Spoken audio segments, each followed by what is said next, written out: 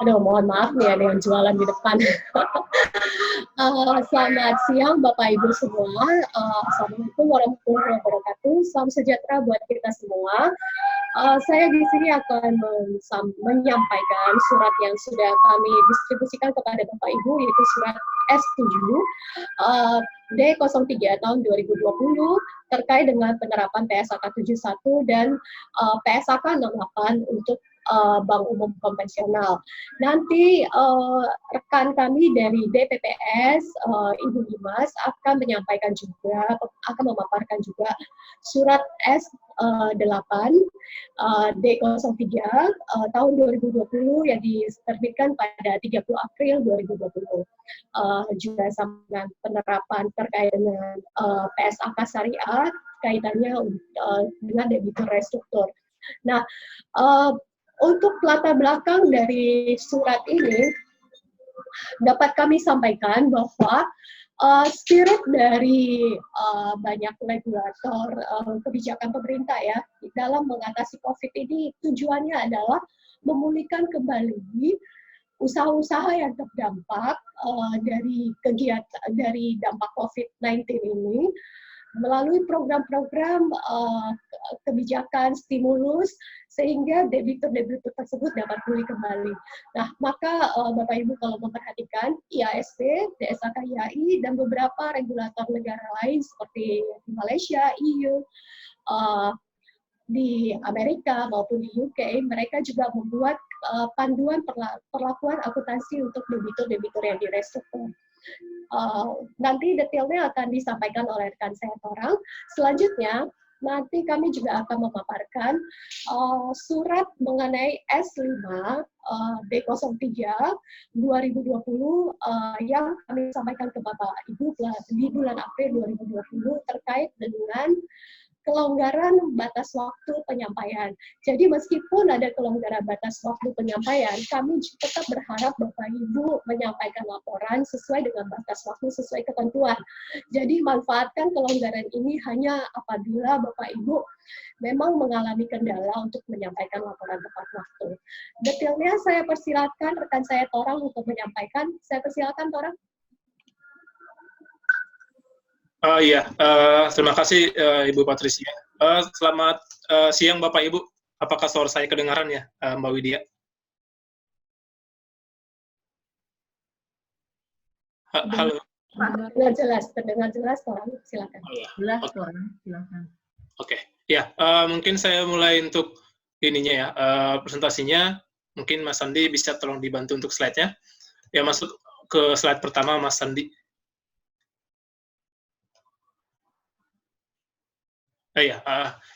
Selamat pagi Bapak Ibu. Yang tadi seperti disampaikan oleh Ibu Patricia bahwa memang di dalam masa kondisi COVID-19 ini juga merespon dari tadi yang disampaikan oleh Pak Dodi terkait dengan penerbitan POJK stimulus yang 11 tahun 2020.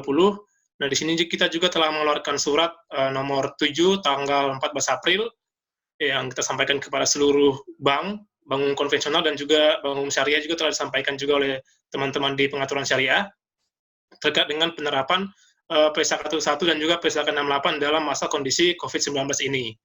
Nah, mungkin jika kita sedikit melihat ke framework di PSAK 1-nya, kita mengenal istilah staging ya Bapak Ibu ya. Ada staging 1, stage 2, stage 3. Nah, kita melihatnya ini untuk yang staging 1 diisi oleh aset-aset yang baik, di mana untuk hal ini kita akan membentuk CKPN selama 12 bulan ke depan, selama 1 tahun. Dan untuk yang aset yang kurang baik, yang dia akan berada di staging 2, nah ini kan dibentuk CKPN selama lifetime. Begitu juga untuk yang aset keuangan yang berada di staging 3, yang dinilai buruk, ini akan dibentuk CKPN selama lifetime, selama umur dari si kredit itu sendiri. Nah, mungkin jika kita melihat indikatornya, salah satu mungkin yang bisa digunakan sebagai indikator staging ini, bisa dilihat dari DPAS dunia, adanya penunggakan pembayaran untuk kredit ini. Misalnya untuk yang ada penunggakan sampai 30 hari, kita masukkan dalam stage 1, ketiga dalam DPAS 30 sampai 90 kita masukkan dalam stage 2, dan juga untuk yang seterusnya, di atas 90 hari DPD-nya, kita masukkan ke dalam stage 3. Nah, bagaimana perpindahan stagingnya ini, kita melihat risiko dari peningkatan risiko kredit dalam instrumen keuangan itu sendiri. Ketika kita menilai bahwa ada peningkatan risiko kredit, maka akan ada perpindahan staging, misalnya dulunya dari staging 1 akan berpindah ke staging 2 atau ke staging 3, seperti itu. Jadi mungkin kalau kita lihat mekanismenya di bank-bank Bapak Ibu, pasti Bapak Ibu akan menilai secara berkala apakah untuk instrumen keuangan yang kita miliki saat ini sudah tepat berada di CKPN di stage 1 sehingga kita bentuk CKPN yang selama 12 bulan, atau memang instrumen keuangan ini akan berpindah ke stage 2 ataupun stage 3 sehingga kita bentuk CKPN selama umur kontrak si kredit ataupun instrumen keuangan itu sendiri. Ya, mungkin next Mas Andi.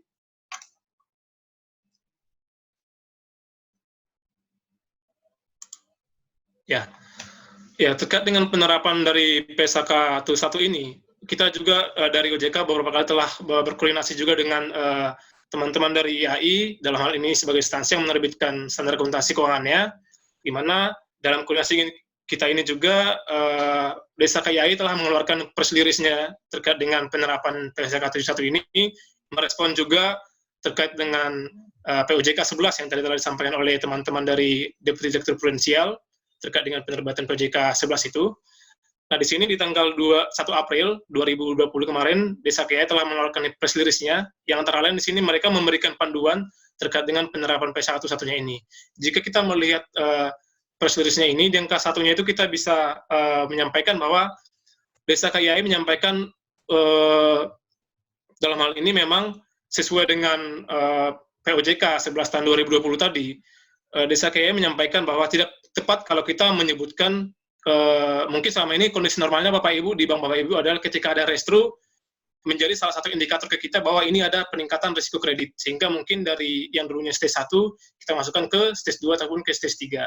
Nah, di sini di dalam press release-nya IAI disampaikan bahwa nah ketika ada restru sesuai dengan POJK 11 POJK COVID ini, maka kita tidak tepat untuk langsung menetapkan bahwa instrumen keuangan ini ada peningkatan risiko kredit, sehingga kita langsung memindahkan instrumen keuangan itu dari stage 1 ke stage 2.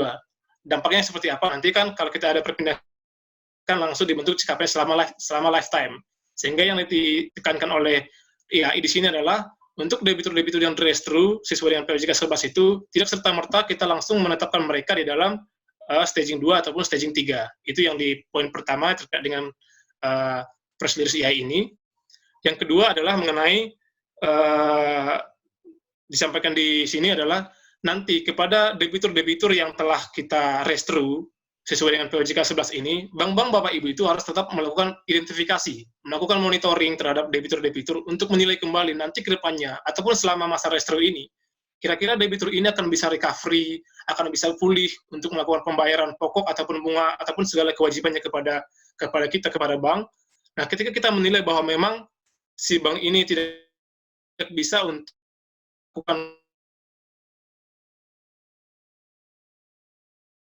maka dalam hal ini tadi mungkin instrumen keuangan yang awalnya berada di stage 1 bisa berpindah langsung ke stage 2 dan ke stage 3. Alhasil nanti akan berdampak pada CKPN yang dibentuk selama lifetime-nya, akan ada terdapat tambahan CKPN. Itu yang disampaikan di press release IAI. Next, Mas Sandi. Ya, berangkat dari penerbitan POJK 11 ini dan juga press release yang disampaikan oleh IAI tadi, kita OJK telah menerbitkan surat OJK nomor 7 tanggal 14 April untuk merespon kondisi COVID-19 ini. Nah, di mana memang di dalam surat ini kita menyampaikan beberapa poin untuk yang penerapan PSAK 1 itu ada 4 poin. Yang pertama memang yang kita sampaikan di surat ini adalah untuk kepada Bank Bapak Ibu itu tetap mematuhi dan juga melaksanakan POJK 11, POJK COVID-19 yang tadi disampaikan oleh teman-teman prudensial, di mana dalam hal ini juga Bank Bapak Ibu harus serta-merta mengidentifikasi debitur-debitur yang kita restru di POJK 11. Dan juga di poin 2-nya kita bilang bahwa nanti skema restru yang yang diberikan oleh Bapak Ibu kepada debitur itu adalah selama-lamanya selama setahun sesuai dengan POJK 11 ini. Jadi memang angka 1 dan angka 2 yang kami sampaikan di surat ini adalah fully comply dan fully sesuai dengan POJK 11 tahun 2020 tadi Bapak Ibu. Nah, di angka ketiga ini kita menyampaikan bahwa nanti kepada debitur-debitur yang direstru atau dilakukan fasilitas restru sesuai dengan POJK 11 itu kita golongkan sebagai debitur yang berada dalam stage 1 sehingga tidak perlu tambahan CKPN. Jadi dia akan dibentuk CKPN selama 12 bulan saja Bapak Ibu, tidak berpindah ke stage 2 ataupun ke stage 3 sehingga kita bentuk CKPN selama lifetime-nya. Jadi untuk debitur-debitur restru ini kita tetapkan dia selama stay di staging 1 Bapak Ibu dan tidak perlu tambahan CKPN. Next Mas Andi. Nah, di angka 4 surat ini kita bilang bahwa untuk debitur-debitur yang telah direstru tadi, ini juga Bapak Ibu masih harmonis dengan press release IAI tadi, bank itu wajib serta-merta melakukan identifikasi dan monitoring terhadap debitur-debitur yang kita berikan fasilitas restru. Karena di sini kita perlu mengakses apakah memang debitur-debitur ini nanti pasca COVID ataupun pasca restru yang kita kasih kepada debitur, mereka bisa recovery, bisa pulih, dan mereka bisa membayar kewajiban dalam bentuk pembayaran pokok ataupun pembayaran bunga kepada kita, kepada bank. Nah, kalau misalnya dalam, semisalnya memang dari awal, oke, kita mendapati ada debitur-debitur yang awalnya sudah berada di stage 1. Terus yang kemudian kita, sesuai dengan POJK 11, karena ada kondisi COVID ini, kita berikan fasilitas restru sesuai dengan POJK 11. Nah, kemudian ternyata pas setelah kita assessment selama masa restrunya ini, ternyata kita melihat nanti pun si debitur ini tidak bisa recovery, tidak bisa pulih. Nah, jadi untuk hal-hal seperti ini, kita langsung memindahkan debitur ini ke dalam yang awalnya stage 1, kita pindahkan ke stage 2 ataupun ke stage 3. Dalam hal ini akan berdampak pada tambahan CKPN karena perpindahan staging, sehingga bank-bank itu akan membentuk CKPN selama umur kontrak, selama lifetime-nya. Untuk yang debitur-debitur yang memang bisa recovery, ya dia akan stay tetap di stage 1 dan dibentuk CKPN selama 12 bulan, dalam hal setahun ke depan. Ya, mungkin berikutnya Mas Andi.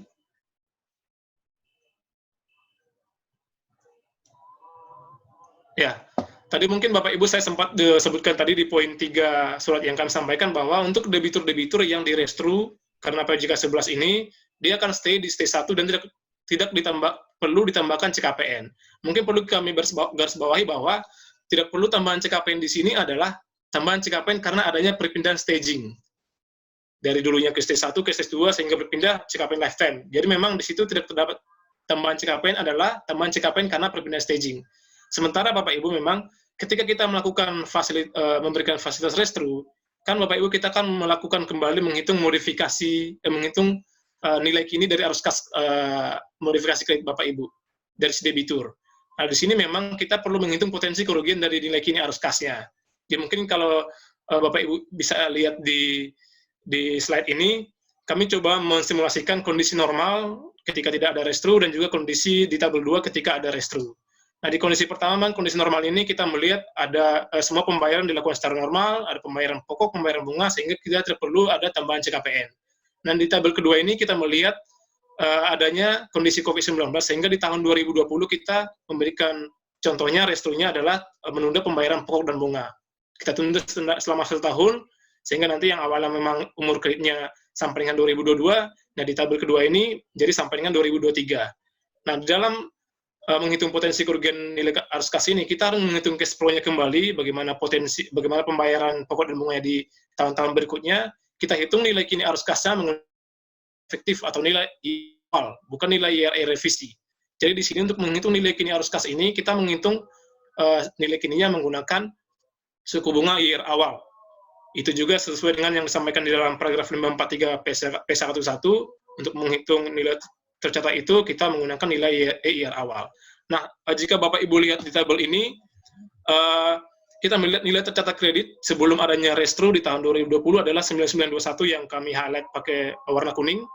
Nah, setelah kita memberikan fasilitas restru dan tidak ada pembayaran pokok dan bunga di tahun 2020, ini kita hitung kembali arus kasnya dan nilai kininya, ternyata nilai kininya sebesar 8994. Jadi kita melihat adanya selisih antara nilai tercatat sebelum restru dan nilai tercatat setelah restru.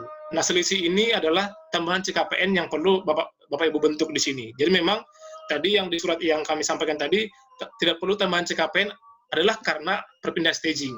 Nah, di sini memang ketika kita melakukan restru, kita perlu menghitung kembali nilai kini arus kasnya untuk melihat tambahan CKPN yang kita bentuk karena adanya selisih dari nilai kini ataupun dari nilai tercatat kredit.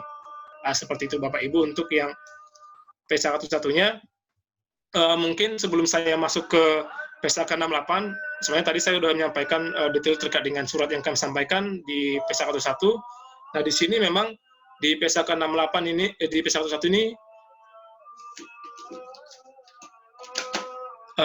Kami mendapati ada beberapa pertanyaan dari bank-bank juga yang mungkin sudah disampaikan ke kami melalui Google Drive. Nah, di sini saya sharing yang kami dapati pertanyaan ini. Satunya adalah bagaimana pengakuan pendapatan bunga untuk kredit-kredit yang direstru sesuai dengan POJK 11. Ini pertanyaan yang cukup banyak kami dapati. Jadi di sini kami sampaikan bahwa memang ketika kita melakukan modifikasi kredit, restru kredit, dalam hal ini kita perlu menyusun kembali tabel arus kas, tabel amortisasi kredit yang baru setelah adanya modifikasi kredit. Selanjutnya, kembali tadi yang sebelumnya yang slide awal tadi, setelah kita menyusun nilai kini, setelah menyusun tabel arus kas baru, kita menghitung kembali nilai kini arus kasnya dengan menggunakan suku bunga IR awal, suku bunga efektif awal. Nah, setelah itu kita melihat kembali selisih dari antara nilai tercatat kredit sebelum restru dan nilai tercatat setelah restru itu yang perlu kita tambahkan CKP-nya. Nah, bagaimana dengan pendapatan bunganya? Nanti setelah kita menyusun tabel arus kas baru ini, Bank Bapak Ibu akan menghitung pendapatan bunga secara akrual dengan menggunakan suku bunga IR awal, suku bunga yang suku bunga efektif awal tadi, bukan menggunakan suku bunga IR yang revisi. Itu terkait dengan pengakuan pendapatan bunga. Yang kedua, mungkin jika ternyata sebelum kita melakukan restru, si debitur ini telah memiliki tunggakan bunga. Cuman ternyata dari bank sendiri pun kita melihat ini tetap ada kewajiban bagi si debitur untuk membayar tunggakan bunga dimaksud. Nah, ini bagaimana pencatatan pengakuan bunganya, pencatatan akuntansi terhadap tunggakan bunganya. Nah, di sini Bapak Ibu, jika memang tunggakan bunga itu sebelumnya sudah diakui sebagai pendapatan bunga pada di periode-periode sebelumnya, maka Bank Bapak Ibu perlu melakukan jurnal balik, reversal terhadap pengakuan pendapatan bunga itu. Selanjutnya nanti, misalnya ternyata dari Bank Bapak Ibu mewajibkan si debitur ini untuk membayar kembali tunggakan bunganya, maka bank ini bisa menyesuaikan arus kas angsuran dengan tambahan tunggakan bunga sebelumnya. Misalnya contohnya kalau debitur itu akan membayar tunggakan bunganya di periode 20 misalnya. Nanti arus kas angsuran ini akan ditambahkan dengan tunggakan bunga di periode ke-20 seperti itu. Jadi nanti angsurannya ini ditambahkan ke angsuran bunga di periode angsuran itu. Terus nanti bagaimana penyusunan arus kasnya, ya kembali tadi Bapak Ibu seperti yang saya sampaikan di awal, dia menghitung arus kas baru, menghitung nilai kini pakai IR awal, terus mengakui CKP sebesar selisih, dan terakhir dia mengakui pendapatan bunga secara akrual. Mungkin pertanyaan yang kami dapati juga Bapak Ibu di sini, memang kan yang ketiga adalah tadi kami mensimulasikan contoh perhitungan menggunakan menghitung nilai kini arus kas itu per setiap kreditnya. Nah, ini mungkin kita melihat bahwa debitur-debitur yang kita restru itu pasti jumlahnya sangat banyak. Apakah memang dan mungkin akan menjadi kendala di Bapak Ibu untuk menghitung satu-satu nilai kini arus kas dari masing-masing si kreditur. Jadi kemarin kami mendapati pertanyaan dari Bank Jasa Jakarta, apakah memang dimungkinkan untuk penghitungan nilai kini arus kas ini kita bisa melihat hanya dari signifikansi kreditnya misalnya dari total kreditnya, sehingga nggak perlu semua kredit yang kita restru itu perlu kita hitung nilai kini arus kasnya. Ya, mungkin yang perlu saya share di sini Bapak Ibu adalah pertama memang sesuai dengan PSAK untuk alasan ketidakpraktisan kita bisa menggunakan konsep kolektif ya, artinya konsep kolektif untuk kreditnya, nggak perlu menggunakan yang individual. Nah, analogi ketidakpraktisan ini sebenarnya bisa juga diterapkan untuk menghitung kerugian modifikasi kredit ini. Cuman yang menjadi kendala di kita adalah ketika Bapak Ibu ini menggunakan konsep kolektif, nanti bagaimana untuk menghitung pendapatan bunganya. Ini akan menjadi kesulitan di Bapak Ibu ketika melakukan perhitungan CKPN menggunakan konsep kolektif. Berbeda kalau menggunakan konsep yang individual tadi, ya mungkin kita bisa langsung menghitung nilai kini arus kasnya, dan kita bisa menghitung pendapatan bunga dari si kredit yang telah kita modifikasi. Nah, itu mungkin yang bisa saya sedikit sharing terkait dengan pertanyaan ketiga. Dan mungkin yang terakhir, ini pertanyaan yang di PSAK 1 ini adalah bagaimana untuk pencatatan akuntansi untuk provisi yang sebelumnya itu pendapatan provisi yang belum diamortisasi. Mungkin dalam skema restru yang kita berikan ini ternyata ada perpanjangan jangka waktu kredit. Nah, untuk pendapatan provisi yang belum diamortisasi itu seperti apa? Nah, di sini kami share terkait jawabannya adalah untuk provisi sendiri, ini kan untuk provisi yang belum diamortisasi ini telah tercakup di dalam nilai tercatat kredit sebelum direstru. Jadi nanti amortisasi terhadap provisi ini akan dilanjutkan pada saat bank menyusun tabel arus kas baru menggunakan jangka waktu kredit yang baru. Jadi nanti provisinya akan mengikut sesuai dengan nilai kredit tercatat kredit menggunakan arus kas baru Bapak Ibu. Ya, mungkin bisa next Mas Andi. Ya, itu mungkin sedikit Bapak Ibu terkait dengan P101-nya. Nanti untuk yang FAQ-nya mungkin nanti kita bisa langsung di akhir sesi setelah P168 ini Bapak Ibu ya. Ya, terkait dengan P168, penerapan P168 di dalam kondisi COVID-19 ini juga, yang kami sampaikan di dalam surat yang sama, surat nomor 7 tanggal 14 April, bahwa memang kalau kita melihat teori ataupun framework di P168-nya terkait dengan penilaian nilai wajar, bahwa kita lihat definisinya di sini adalah nilai wajar itu adalah sebagai harga yang akan diterima untuk menjual suatu aset atau harga yang akan dibayar untuk mengalihkan suatu liabilitas. Nah, jika kita melihat hierarki penetapan nilai wajar di P168 ini, kita melihat ada 3 level ya Bapak Ibu, seperti di slide, ada level 1, level 2, level 3. Level 1 ini kita menggunakan harga kotasi yang benar-benar tersedia di pasar, itu yang kita gunakan sebagai nilai wajarnya. Yang kedua, ada level 2, yaitu harga kotasian dengan kita membuat beberapa penyesuaian. Dan yang terakhir level 3 yaitu Bank Bapak Ibu di sini menggunakan valuasi tersendiri, menggunakan mark to model, misalnya pakai pendekatan pasar ataupun pendekatan pendapatan. Itu mungkin sedikit terkait dengan framework di P168-nya. Next, Mas Andi. Oh ya, di sini memang kalau kita melihat Bapak Ibu, kemarin kami coba juga sebenarnya untuk terkait dengan nilai wajar ini nanti kan sebenarnya yang berpengaruh adalah ke nilai wajar untuk yang klasifikasi atau dikelompokkan dalam trading ataupun available for sale. Karena inilah kelompok kelompok surat berharga yang kan kita hitung nilai wajarnya secara berkala. Untuk yang hold to maturity tidak kita karena tidak menggunakan nilai wajar.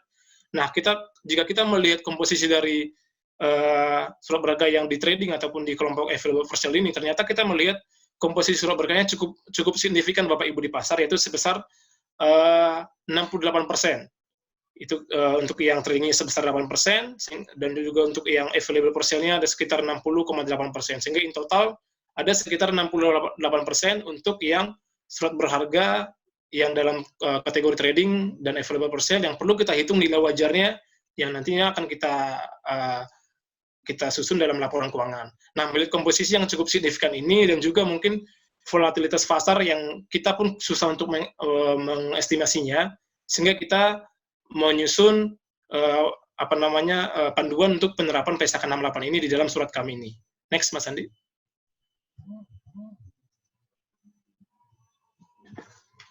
Ya, nah di sini di dalam penerapan P168 ini juga, kemarin juga kita berkoordinasi dengan IAI. IAI telah menyampaikan press release tanggal 4 April, di mana dalam press release Sakaya ini menyampaikan bahwa LJK itu, dalam hal ini bank, dapat mempertimbangkan kondisi genting dan menggunakan panduan model yang diterbitkan oleh OJK ataupun otoritas pemerintah.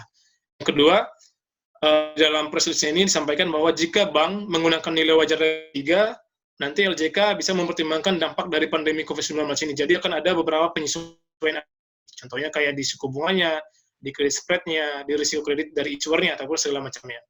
Dan yang ketiga adalah, di dalam proses IA ini disampaikan, bank itu perlu menambahkan informasi asumsi penilaian dalam sebagai bentuk transparansi kepada publik.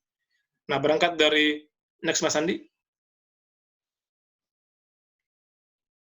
Nah, sesuai dengan press release IAI dan juga menanggapi kondisi COVID-19 ini, kita OJK mengeluarkan panduan penerapan P168. Di dalam surat ini kita sampaikan ada 3 poin penting Bapak Ibu. Yang pertama memang kita melakukan adanya penundaan mark to market untuk surat berharga yang diterbitkan oleh pemerintah dan Bank Indonesia selama 6 bulan. Jadi memang penundaan mark to market ini sifatnya interim.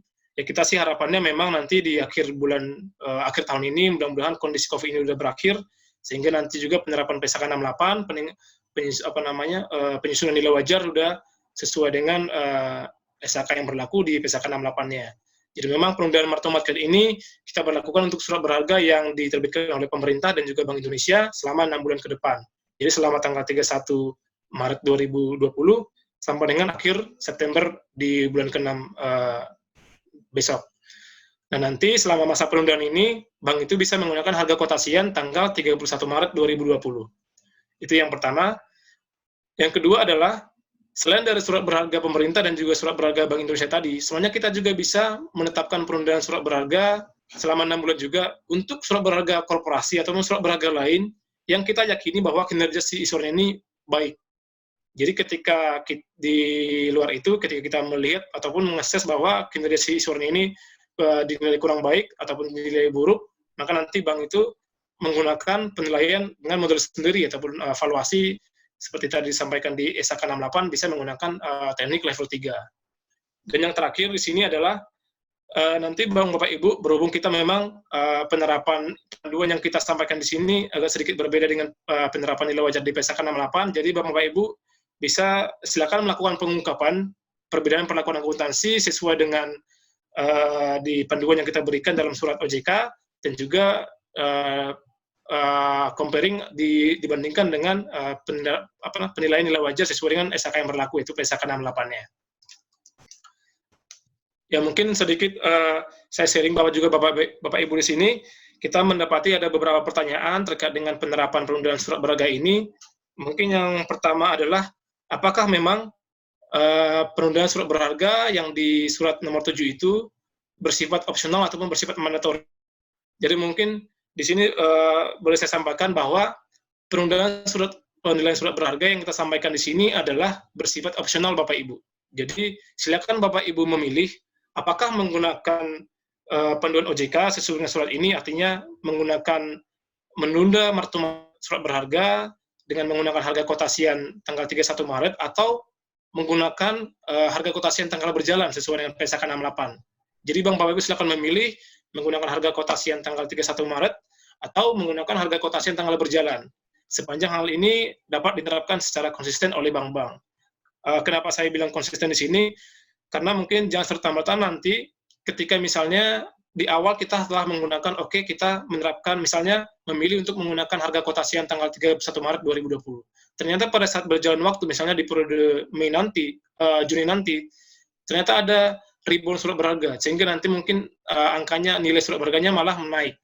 Ketika kita lihat karena ada kenaikan surat berharga, sehingga kita langsung menggunakan nilai market yang harga kotasian tanggal berjalan.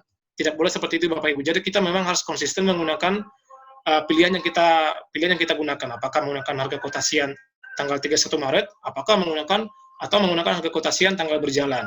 Itu akan diterapkan secara konsisten selama 6 bulan ke depan sampai dengan akhir September 2020. Yang kedua, bagaimana perlakuan untuk surat berharga yang kita miliki setelah tanggal 31 Maret, setelah tanggal 10. Jadi memang opsi penundaan surat nilai wajar surat berharga yang disampaikan di surat OJK itu adalah hanya untuk surat berharga yang telah dimiliki bank sampai dengan tanggal 31 Maret 2020.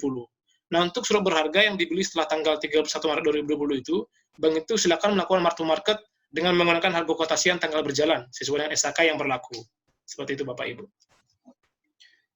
Nah, mungkin pertanyaan ketiga adalah apakah acuan harga kotasian tanggal 31 Maret ini bisa kita gunakan juga untuk transaksi repo ataupun transaksi reverse repo. Nah, ini mungkin Bapak Ibu sedikit saya share bahwa surat yang kita sampaikan tadi adalah merupakan panduan untuk penyusunan laporan keuangan, dalam hal ini kaitannya dengan penerapan PSK 68. Jadi untuk surat berharga repo nanti bisa menerapkan penundaan mark to market secara konsisten.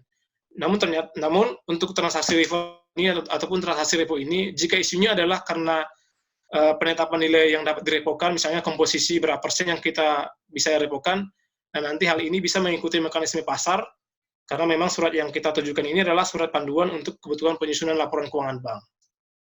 Terus pertanyaan berikutnya mungkin Bapak Ibu adalah bagaimana apakah bank itu diperbolehkan untuk menyusun dua jenis laporan? Apakah yang pertama untuk tujuan pelaporan kepada OJK menggunakan harga kotasian tanggal 31 Maret 2020, mungkin ada juga buat tujuan bisnis bank Bapak Ibu menggunakan harga kotasian tanggal berjalan.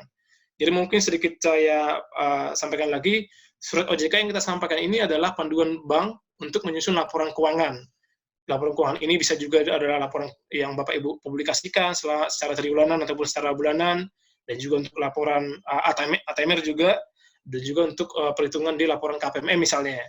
Jadi bank Bapak Ibu silakan memilih menerapkan panduan sesuai surat OJK supaya diterapkan secara konsisten oleh bank Bapak Ibu. Nah, misalnya kalau ada kebutuhan untuk penyusunan laporan untuk tujuan lain, ya ini silakan diterapkan sesuai dengan kebijakan di internal Bapak Ibu. Ya, mungkin itu sedikit yang bisa saya sharing terkait dengan PSAK 71 dan PSAK 68 ini. Mungkin jika ada tambahkan Ibu Patricia, silakan Pak. Ya, terima kasih Pak Torang. Jadi saya tambahkan bahwa surat OJK ini konteksnya hanya merupakan satu standar interim ya. Jadi kita berharap 31 Desember harga surat berharga sudah membaik sehingga bank untuk audited reportnya dapat mengikuti PSAK yang berlaku. Namun tadi sudah ditekankan oleh rekan saya Torang berkali-kali bahwa ini merupakan opsional.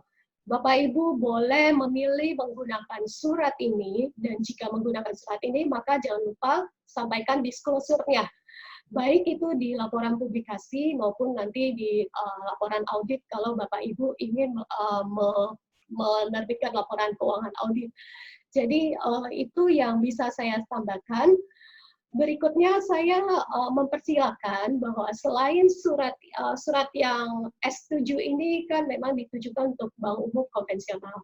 Nah, ada juga surat yang ditujukan untuk bank umum syariah dan unit usaha syariah. Saya persilakan rekan saya dari BPPS untuk memaparkan. Terima kasih. Terima kasih Mbak Petris. Apakah suara saya jelas terdengar? Jelas, Ibu Nina. Jelas, Bu, jelas. Ya, terima kasih. Baik, saya akan melanjutkan sedikit tadi penjelasan dari Mbak Petris dan Mas Torang mengenai penerapan PSAK 71 dan PSAK 68 dalam kondisi pandemi COVID-19. Nah, untuk perbankan syariah, dalam hal ini BUS dan UUS, KEPP juga telah mengeluarkan surat 08 B03 2020 tanggal 30 April 2020 perihal penerapan ISAK 102, PSAK 110, dan PSAK 68. Baik, kita masuk ke bagian yang pertama, yaitu ISAK 102 mengenai penurunan nilai piutang murabahah. Jadi terkait instrumen keuangan itu memang berdasarkan PSAK 50, 55, dan 60. Ini untuk bank secara umum. Sementara untuk bank syariah, kita menggunakan PSAK 101 sampai 110. Namun, untuk pembiayaan murabahah tanpa resiko persediaan itu masih mengikuti PSAK 55, jadi masih berkaitan. Nah, kemudian dengan adanya penerbitan PSAK 71 yang mencabut sebagian besar pengaturan PSAK 55, maka pada tanggal 10 Januari 2018 itu ada siaran pers dari IAI bahwa PSAK 71 tidak diterapkan pada transaksi syariah.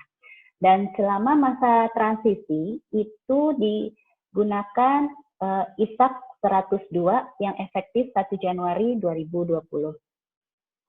ISAK 102 mengharuskan entitas untuk tetap menggunakan kebijakan akuntansi yang telah diterapkan sebelum tahun 2020 seperti incurred loss, regulatory provisioning, atau pendekatan lain sepanjang pendekatan tersebut menghasilkan informasi yang relevan dan andal. Jadi masih menggunakan pendekatan yang sebelumnya.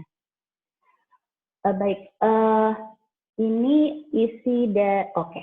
Kemudian pada tanggal 14 April 2020, IAI juga Desas IAI mengeluarkan siaran pers yang intinya ada 4 poin. Yang pertama, ketika menggunakan incurred loss model, entitas harus mengevaluasi apakah terdapat bukti objektif bahwa aset keuangan mengalami penurunan nilai. Kemudian, yang kedua, ketika entitas melakukan restru kewajiban nasabah dalam rangka penerapan kebijakan stimulus perekonomian, maka tidak serta-merta restru tersebut merupakan suatu bukti objektif telah terjadi peristiwa yang merugikan yang kemudian menyebabkan pembentukan tambahan kerugian penurunan nilai. Ini sama dengan yang terdapat dalam siaran pers IAI sebelumnya untuk bank umum. Kemudian yang ketiga, entitas perlu melakukan identifikasi dan penilaian dan menggunakan pertimbangan profesional dalam menilai apakah nasabah yang terdampak COVID-19 dapat kembali pulih dan memenuhi kewajibannya. Ini juga sama. Kemudian, entitas perlu mengungkapkan dampak penerapan kebijakan stimulus perekonomian yang dilakukan oleh entitas serta resiko yang muncul dan pengelolaan resiko yang dilakukan oleh entitas. Ini juga sama. Baik, yang berikutnya, nah, dengan adanya siaran pers dari Destos IAI tersebut, maka di surat KEPT OJK ini dicantumkan bahwa untuk penerapan stimulus dan ISAK 102, yang pertama bank mematuhi dan melaksanakan POJK 11 dan secara proaktif mengidentifikasi nasabah-nasabah yang selama ini berkinerja baik namun menurun kinerjanya karena terdampak COVID-19. Kemudian yang kedua, bank menerapkan skema restro mengacu pada hasil asesmen yang akurat disesuaikan dengan profil nasabah. Kemudian yang ketiga, nasabah yang mendapatkan skema restro berdasarkan POJK 11 tidak memerlukan tambahan CKPN. Ini untuk nasabah pembiayaan murabahah tanpa resiko persediaan. Ya. Kemudian yang keempat, bank melakukan identifikasi dan monitoring secara berkelanjutan terhadap kinerja nasabah dan melakukan pembentukan CKPN apabila nasabah yang telah mendapat fasilitas restro berkinerja baik pada awalnya, kemudian menurun karena terdampak COVID dan tidak dapat pulih pasca restro. Baik, ini yang terkait penerapan stimulus dan ISAK 102. Kemudian yang berikutnya, bagian kedua, ini mengenai PSAK 110, akuntansi sukuk, dan PSAK 68 untuk pengukuran nilai wajar. Jadi untuk surat berharga syariah itu diatur di dua PSAK, yaitu PSAK 110 untuk sukuk, kemudian PSAK 68 untuk selain sukuk. Di sini untuk penentuan nilai wajar PSAK 68, ya tadi seperti yang telah dijelaskan Mas Torang, ada level 1, level 2, dan level 3. PSAK 68 berlaku bagi transaksi syariah sepanjang tidak bertentangan dengan prinsip syariah. Kemudian yang berikutnya, terkait siaran pers IAI mengenai PSAK 68, ini juga sama tadi ya. Dan di sini pada rapat Desas IAI tanggal 16 April 2020 dinyatakan bahwa Desas tidak akan menerbitkan siaran pers terkait PSAK 110. Dan siaran pers terkait PSAK 68 karena secara substansi masih sejalan dengan penerapan PSAK 110 dan dapat menjadi rujukan bagi transaksi syariah. Jadi untuk syariah digunakan PSAK 110 dan PSAK 68 yang sudah dikeluarkan siaran persnya sebelumnya. Di surat KEPT OJK bagian kedua terkait penerapan PSAK 110 dan PSAK 68 ini ada 3 poin. Yang pertama, bank dapat menunda penilaian mengacu pada harga pasar atau mark to market untuk surat berharga yang diterbitkan pemerintah termasuk yang diterbitkan BI selama 6 bulan. Selama masa penundaan, bank dapat menggunakan harga kuotasian tanggal 31 Maret 2020. Kemudian yang kedua, bank dapat menunda penilaian yang mengacu pada harga pasar atau mark to market untuk surat-surat berharga lainnya selama 6 bulan sepanjang bank meyakini kinerja penerbit surat berharga tersebut dinilai baik sesuai kriteria yang bank tetapkan. Selama masa penundaan dapat menggunakan harga kuotasian tanggal 31 Maret 2020. Kemudian apabila kinerja dianggap tidak atau kurang baik, maka dapat dilakukan penilaian berdasarkan model sendiri dengan menggunakan berbagai asumsi penilaian sebagaimana diatur dalam PSAK 110 dan PSAK 68 sepanjang tidak bertentangan dengan prinsip syariah. Kemudian yang terakhir, bank wajib melakukan pengungkapan yang menjelaskan perbedaan perlakuan akuntansi yang mengacu pada panduan OJK dengan SAK sebagaimana dipersyaratkan dalam PSAK 110 dan PSAK 68 apabila saudara memilih penundaan penilaian terhadap mark to market. Mungkin dari saya demikian. Silakan Mbak Petris. Ya, baik, terima kasih Ibu Dimas.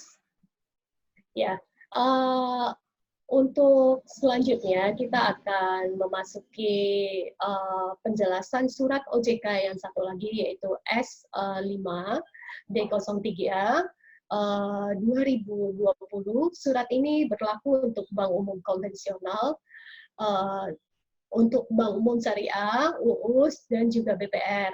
Saya persilakan kepada Yana untuk memaparkan. Saya persilakan Ibu Yana, Ibu Herliana Huta Barat, silakan.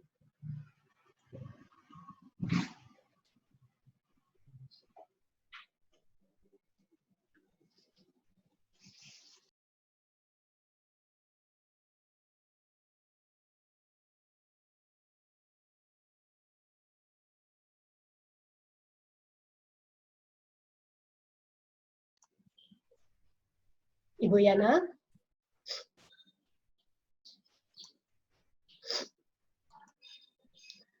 Baik Bapak Ibu, sambil menunggu Ibu Herliana Huta Barat, saya coba membawa Bapak Ibu dulu ke sesi ini. Boleh dibantu ke slide berikutnya. Silakan. Iya, Mbak Petris.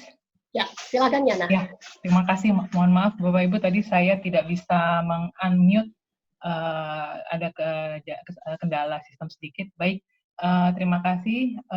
Selamat siang Bapak Ibu peserta sosialisasi ketentuan Bank Umum. Pada kesempatan kali ini saya akan mencoba memaparkan sedikit mengenai surat KIPP yang sudah diterbitkan kepada bank pada tanggal 19 Maret 2020, yaitu perihal penyesuaian batas waktu laporan bank. Nah, ada dua besaran yang disampaikan pada surat KIPP ini.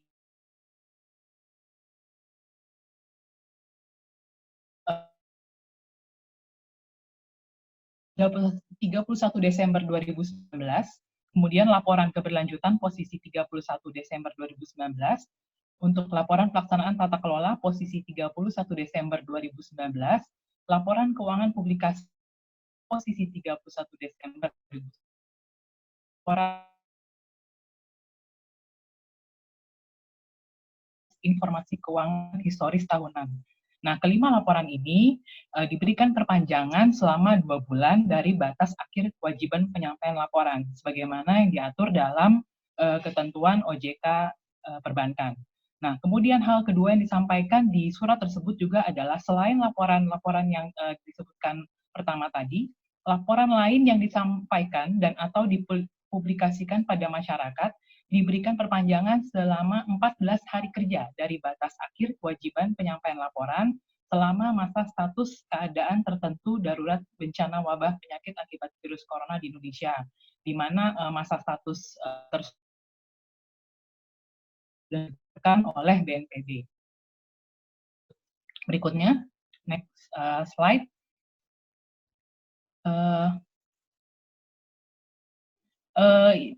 Di slide ini kami mencoba memberikan sedikit panduan terkait batas waktu.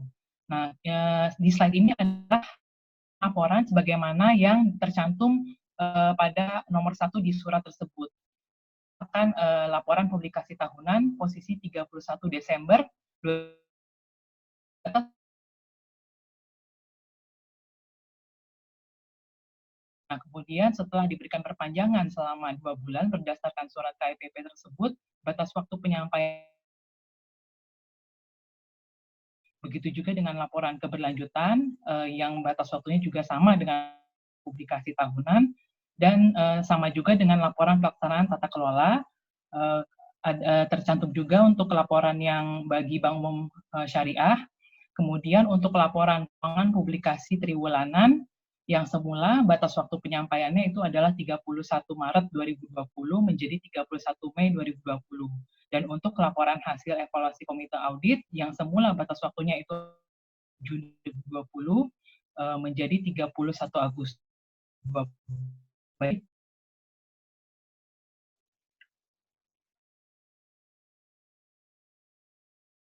Ini kami juga Bapak Ibu untuk sebagaimana nomor 2 yang di surat KIPP tersebut, dan ini adalah contoh ya Bapak Ibu, kami memberikan contoh, jadi bukan dimaknai bahwa hanya laporan ini saja yang diberikan relaksasi sebanyak 14 hari kerja. Jadi kami memberikan contoh misalkan untuk laporan bulanan. Laporan bulanan misalkan laporan suku bunga dasar kredit posisi Maret yang semula batas waktu penyampaian laporannya sesuai ketentuan itu 7 April menjadi tanggal 28 April sesuai perhitungan 14 hari kerja. Kemudian misalkan kita ambil contoh lain yaitu laporan misalkan LCR konsolidasi posisi Maret 2020 yang semula batas waktunya adalah 30 April menjadi 27 Mei. Kemudian kita ambil contoh lain lagi, tadi sudah posisi Maret, misalkan posisi April.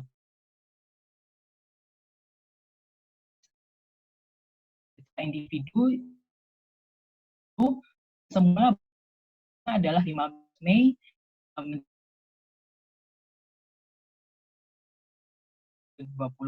Jadi kami kemudian untuk next slide-nya lagi, Mas Andi.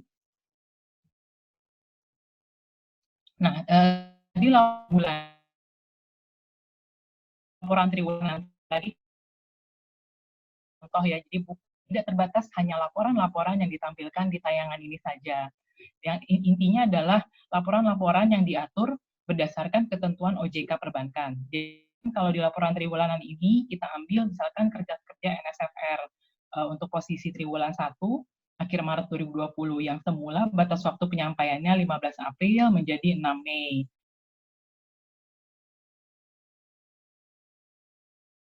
Aset penghapusan aset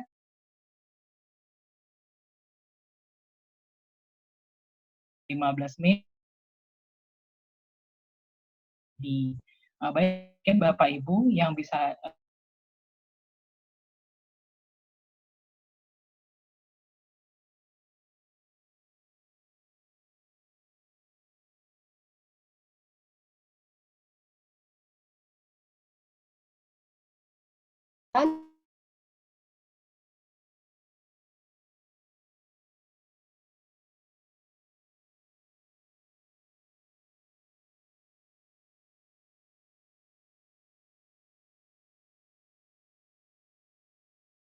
laporan rutin seperti ini yang laporan triwulanan, kemudian ada laporan bulanan. Bagaimana dengan laporan yang bukan rutin? Untuk laporan yang tidak rutin, misalnya pemindahan jaringan kantor, mungkin bukan ya. Jadi untuk yang tidak rutin seperti itu, yang insidentil, itu tetap disampaikan sesuai dengan batas waktu, ya.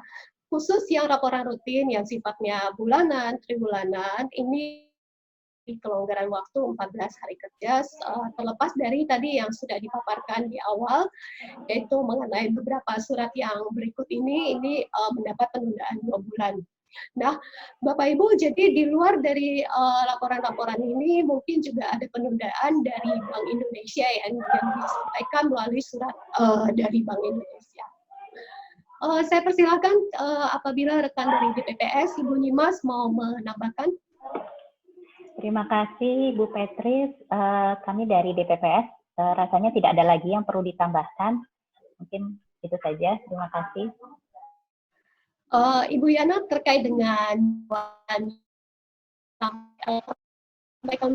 mungkin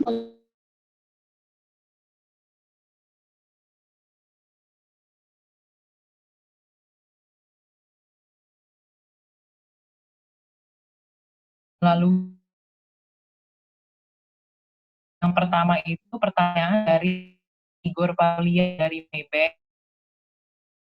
Di luar laporan dalam berlaku sampai dengan baik seperti wah tampil di tayangan Bapak Ibu tersebut diatur merupakan laporan rutin dan diatur dalam ketentuan dan maka dipanjang Dan kemudian relaksasi ini berlaku sampai dengan kapan? Dalam surat KEPP kami sebutkan bahwa perpanjangan ini berlaku untuk pelaporan-pelaporan yang jatuh temponya itu pada masa status dari yang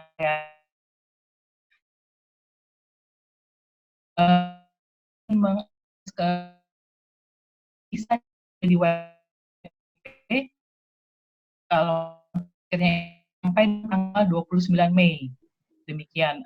Jadi untuk pelaporan-laporan yang jatuh temponya sampai dengan 29 bisa diberikan perpanjangan 14 hari kerja. Oke, itu yang pertama. Kemudian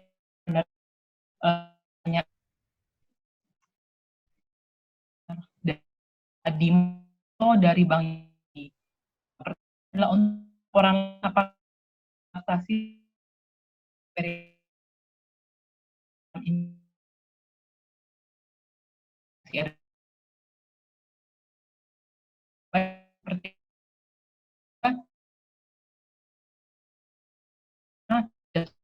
jatuh ke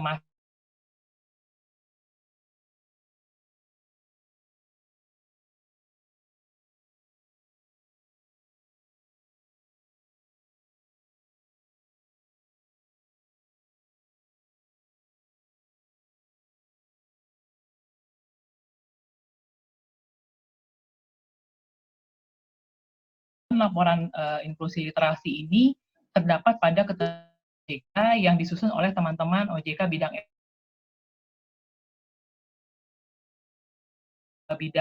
EPK bahwa ada satu klausul terkait laporan inklusi dan realisasi bisnis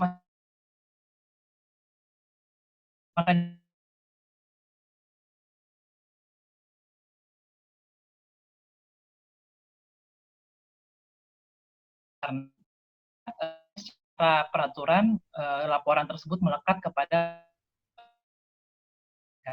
baik demikian pertanyaan yang sudah kami beri. Terima di pelaporan yang hadir di seminar hari sosialisasi pada hari ini, karena Bapak Ibu deadline baru disampaikan. Kami sangat encourage Bapak Ibu tetap menyampaikan sesuai batas waktu supaya dilakukan oleh pengawas. Dan baik kelonggaran ini memang kami memfasilitasi hanya untuk laporan tanggal jatuh COVID-19 yaitu sampai dengan. Nah, silakan mau menanyakan, jika tidak menunggu Bapak Ibu, saya subsidi. Jadi semoga ya di PSAK 61 mengenai akuntansi hibah dan bantuan pemerintah. Nah, di situ disebutkan definisi mengenai bantuan pemerintah, kemudian hibah yang saya quote di sini. Dapat saya katakan siapa penerima hibah? Penerima hibah itu bukan bank. Penerima hibah itu adalah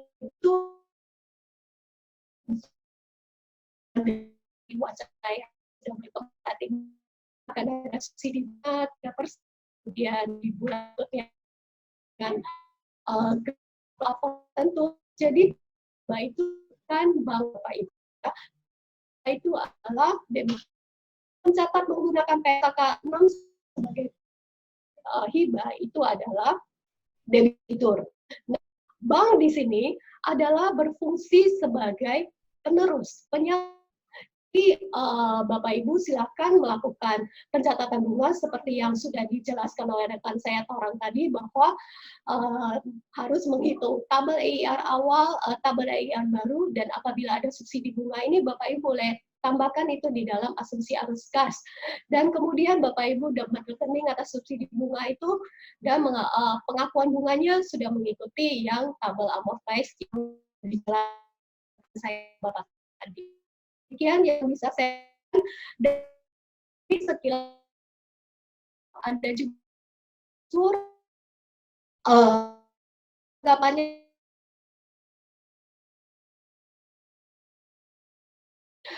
yang hanya mengamandemen kurang lebih mengenai perlakuan kalau ada kelonggaran antara LISI dan RISOL yang melakukan negosiasi, misalnya karena office buildingnya nggak dipakai di bulan Maret, April, Mei, mungkin nanti ada kelonggaran, misalnya bayarnya nanti atau digratiskan dan lain sebagainya.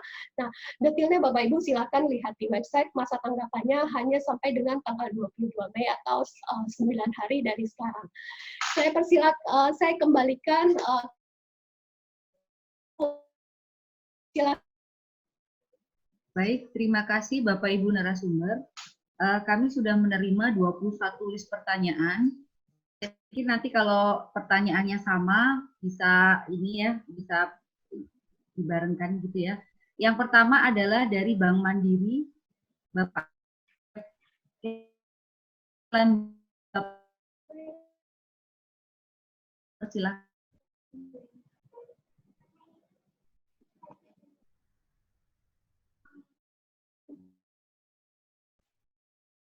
Sudah hadir?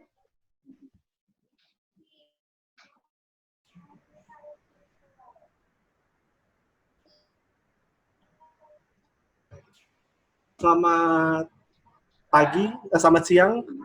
Saya Kevin dari Bank Mandiri Accounting. Saya ingin bertanya khusus untuk terkait modifikasi arus kas yang sudah dijelaskan tadi. Jadi di Bank Mandiri untuk yang dengan skema grace period, baik bunga dan pokok ataupun bunga saja, itu menerapkan pengakuan tidak melakukan pengakuan bunga. Dengan begitu, apakah masih diperlukan perhitungan modifikasi laba rugi modifikasi sesuai dengan yang dijelaskan tadi? Sebenarnya pengakuan laba rugi modifikasi yang dijelaskan tadi adalah perbedaan present value antara pendapatan bunga yang diakui dengan sampai dengan tanggal bayarnya gitu. Tapi di Bank Mandiri untuk pendapatan bunganya itu untuk debitur-debitur restru COVID yang mendapatkan grace period itu tidak dilakukan pengakuan pendapatan bunga atau akrualnya bisa dibilang off balance sheet seperti itu. Apakah masih diperlukan pengakuan selisih present value laba rugi modifikasi tersebut? Terima kasih. Iya, Bapak, terima kasih atas pertanyaannya. Jadi memang tabel yang terkait dengan konsep mirip dengan binding pada saat nasabah restruktur, biasa kita buat tabel seperti bank Bapak Ibu tidak melakukan pengakuan bunga, dan saya tahu bahwa penggunaan unwinding interest ini di kondisi normal bolehkan standar memang ini ya, kalau ada modifikasi dilakukan restrukturisasi dan harus dilakukan karena modifikasi tersebut. Dan selanjutnya pendapatan bunga diakui dengan tabel ini. Nah, dalam hal bank tidak melakukan modifikasi, maksudnya bank melakukan modifikasi, tapi bank tidak mau mengakui kerugian apa ya, karena modifikasi itu, terus bank tidak mau mengakui pendapatan, mungkin Bapak Ibu boleh melakukan simulasi dampaknya seperti apa. Jadi kalau saya boleh sampaikan ini, kalau Bapak Ibu lihat angka ini, angka kerugian yang harus diakui itu mirip dengan pendapatan bunga ya yang ada di sini. Pendapatan bunga yang kita akui di selama kalau ada grace period di 2020 ini. Jadi selisihnya 0, seperti itu. Jadi saya kembalikan ke Bapak untuk melakukan assessment apakah nanti dampaknya akan material atau enggak. Terima kasih. Jadi konfirmasi kalau memang ternyata udah sempat juga sih memang diuji coba melakukan assessment, kurang lebih memang hasilnya dari selisih present value-nya itu akan habis pada saat grace period-nya selesai. Gitu. Jadi emang berarti kalau begitu diizinkan juga untuk kita tidak mengakui pendapat laba rugi modifikasi, tapi tidak mengakui pendapatan bunga juga gitu ya? Saya tidak mengizinkan ya. Oke. Jadi saya hanya bilang kepada Bapak Ibu bahwa apabila Bapak Ibu tidak mau mengakui kerugian ini ya, kerugian yang sudah ada di slide kami ini, dan tidak mau mengakui pendapatan bunga yang ada di kolom ini, Bapak Ibu, silakan Bapak Ibu assess dampaknya signifikan nggak terhadap laba rugi. Karena kan kalau auditor kan melihat dampaknya signifikan loh. Kalau dampaknya signifikan, Bapak Ibu harus menerapkan sesuai dengan apa yang disebutkan di PSAK 71. Yang kami paparkan di sini adalah yang sesuai dengan PSAK 71. Dan berapa sih kerugian dari restruktur ini? Ini kan hanya ilustrasi satu bank yang dengan anggapan 2020 dia tidak melakukan pembayaran sama sekali. Kalau dia ada melakukan pembayaran, misalnya, ini gitu Pak. Jadi silakan melakukan assessment yang sesuai PSAK 71 adalah seperti ini. Terima kasih. Ibu Roma boleh ke pertanyaan berikutnya. Baik, penanya kedua dari Bang Mizuho, Pak Aloysius, silakan Pak.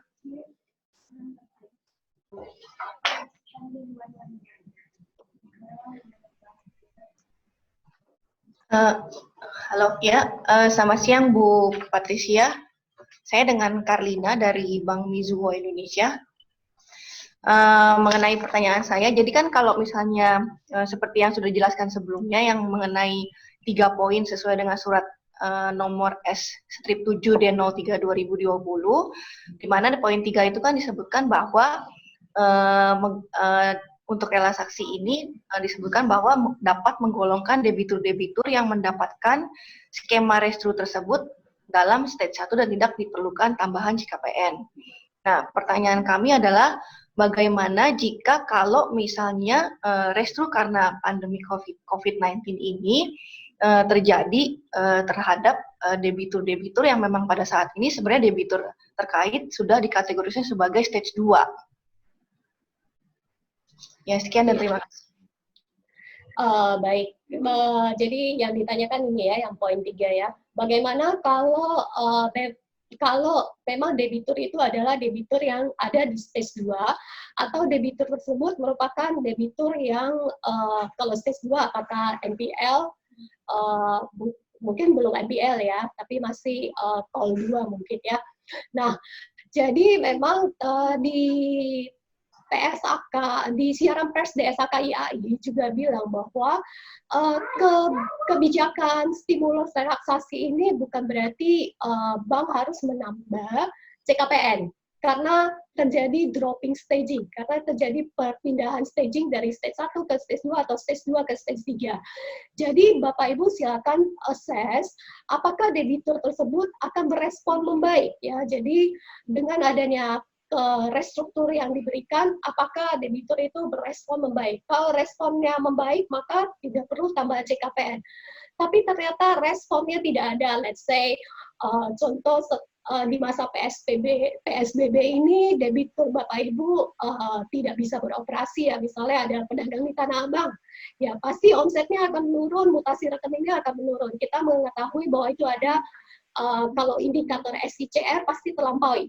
Nah, let's say setelah Lebaran ini ternyata pasar Tanah Abang sudah dibuka, tetapi omset mutasi rekening debitur Bapak Ibu sampai dengan September tidak membaik atau malah cenderung memburuk, usahanya pendapatannya tidak ada. Nah, berarti kondisi tersebut dapat kita judge bahwa debitur tidak berespon baik terhadap kebijakan stimulus atau restruktur yang sudah diprogramkan oleh pemerintah, sehingga Bapak Ibu harus menambah CKPN ini, ya. Jadi harus menambah CKPN. Jadi bagaimana kalau saat ini sudah di stage 2, kemudian CKPN-nya boleh saya reverse nggak? Karena saya mau pindahin ke stage 1. Tentu saja dia tetap akan di stage 2 dan CKPN yang sudah dibentuk tidak boleh di reverse. Demikian, jadi bukan berarti restruktur. Ini sama ya kalau Bapak Ibu ngikutin sesi sebelumnya, yang sesi pagi. Bagaimana kalau dia awalnya udah call 2 atau call 3, boleh nggak kita restruktur terus jadi call 1? Itu free rider. Terima kasih. Oke, terima kasih Bu Patricia. Baik, terima kasih. Selanjutnya dari BRI Syariah, Bapak Sutrisno. Silakan Pak. Selamat siang, Sutrisno BRI Syariah, Bu. ada beberapa pertanyaan. Yang pertama, dalam proses laporan ke regulator, baik LSMK maupun SLIK, kalau ada seorang nasabah mempunyai 3 rekening, yang 1 rekening di restruct, tetapi yang 2 masih call 2. Nah, ini proses laporannya one obligor ditarik ke call 1 atau ke call 2. Itu yang nomor 1. Yang nomor 2, terkait dengan surat berharga yang dimiliki tadi yang disesuaikan dengan harga pasar. Tadi ada kriteria selama kita meyakini emitennya itu baik, maka bank boleh melakukannya. Nah, emiten yang baik ini kan nggak jelas ya. Bisa jadi nanti dispute dengan auditor. Apakah ada suatu kriteria emiten baik itu yang ratingnya BBB+ atau apa begitu? Ada suatu kriteria yang jelas. Terima kasih. Iya Bapak, terima kasih atas pertanyaannya. Mungkin nanti dari DPPS ya, boleh Ibu Nyimas dan teman-teman boleh menambahkan. Terkait dengan debitur yang memiliki lebih dari 1, di mana terus lebih dari 1, beda call, 1 restru, 2 fasilitas lain yang tidak restru. Untuk laporannya apakah ikut call 1 atau call 3, mohon maaf, saya mungkin butuh waktu untuk diskusi internal terlebih dahulu, karena ini kami harus konsultasikan dengan Bapak Barudin Dodi. Itu yang pertama. Untuk yang kedua, memang di surat OJK, Bapak Ibu, kami mempersilakan bahwa untuk bank Bapak Ibu yang memiliki surat berharga yang diterbitkan oleh korporasi, maka harus dibedakan. Kalau itu adalah digolongkan memiliki kriteria baik, maka boleh ikut data 31 Maret. Tetapi kalau bukan merupakan kriteria baik, maka harus mark to market dengan level 3 ya, mark to model. Nah, kriteria ini kami memang serahkan kepada bank, ya, kriteria sesuai bank. Jadi kami tidak memiliki panduan secara spesifik apakah lihat dari ratingnya atau dan lain sebagainya.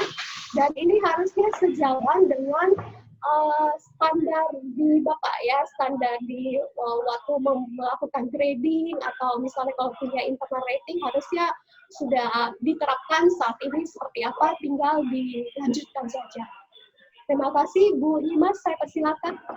Ya, terima kasih Bu Petris. Terkait pertanyaan dari Pak Sutrisno yang pertama, yaitu jika nasabah memiliki beberapa rekening, kemudian satu direstru sehingga menjadi lancar, bagaimana dengan kualitas pembiayaan yang lain. Nah, ini Pak, dalam hal ini untuk pembiayaan yang lain itu kualitasnya tetap seperti yang sebelumnya, jadi tidak bisa naik ke lancar juga Pak. Gitu. Jadi lancar itu hanya untuk pembiayaan yang direstru. Kemudian untuk pertanyaan kedua, tadi sebenarnya sudah dijawab oleh Ibu Patricia, tapi mungkin saya menawarkan di sini juga ada Pak Gunawan Setio Utomo, Deputi Direktur Pengembangan DPPS, jika ingin menambahkan, atau Ibu Retnia jika ingin menambahkan lagi, silahkan. Ya. Terima kasih Bu Nyimas atas kesempatan yang diberikan. Terkait dengan pertanyaan dari Pak Sutrisno, sebenarnya pendapat dengan Bu Patris ya, mungkin menambahkan terkait dengan posisi dari pengaturan di PSAK Syariah. Sebenarnya tergantung dari instrumennya juga ya Pak Sutrisno ya. Kalau misalkan instrumennya adalah sukuk, ya ngacunya ke PSAK 110. Tapi tadi kalau saya tangkap pertanyaannya Pak Sutrisno kan lebih kepada kriteria dari baik itu. Kalau saya lihat dari kriteria baik ya tentunya ya tadi dari investment grade-nya itu sendiri sih yang jadi acuan, karena yang diharapkan adalah terjadi ketidaksinkronan antara kualitas dari emiten dengan harga di pasar.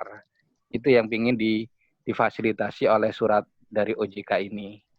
Tapi kalau untuk emiten yang katakanlah memang secara kualitasnya kurang bagus atau tipis-tipis ininya, itu mungkin lebih kepada posisi yang tadi diminta untuk ke mark to market. Tapi memang untuk kondisi syariah penerapan model ketiga ini yang tadi dalam penyampaian oleh Bu Nyimas itu juga kita harus sinkronkan juga dengan penerapan prinsip syariahnya. Karena di mana di model ketiga ini akan sedikit rancu dengan prinsip dasar di PSAK Syariah mengenai penerapan present value dari suatu model. Karena di kerangka dasarnya tidak di syariah tidak dikenal penerapan present value. Nah, hal itu yang mungkin itu yang juga mendasari kenapa tidak ada siaran pers dari DSAS untuk PSAK 110 karena relatif apa yang jadi acuan dari PSAK 68 itu bisa diadop di PSAK 110, bahkan PSAK 110 hanya sampai di level 2. Dan itu pun secara substansi sebenarnya sinkron juga dengan aturan yang dikeluarkan oleh OJK bahwa bisa menggunakan kuotasi di posisi 31 Maret 2020. Mungkin itu aja tambahan dari kami. Ibu izin.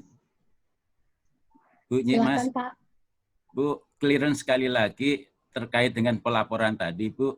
Maksud saya begini, kalau one obligor tadi call-nya berbeda-beda, satu di lancar yang kita restrict, sementara yang nggak kita restrict, existing call-nya itu 2, nggak apa-apa, saya ikut, cuman ini jangan sampai dispute dengan pemeriksa, khususnya pemeriksa OJK.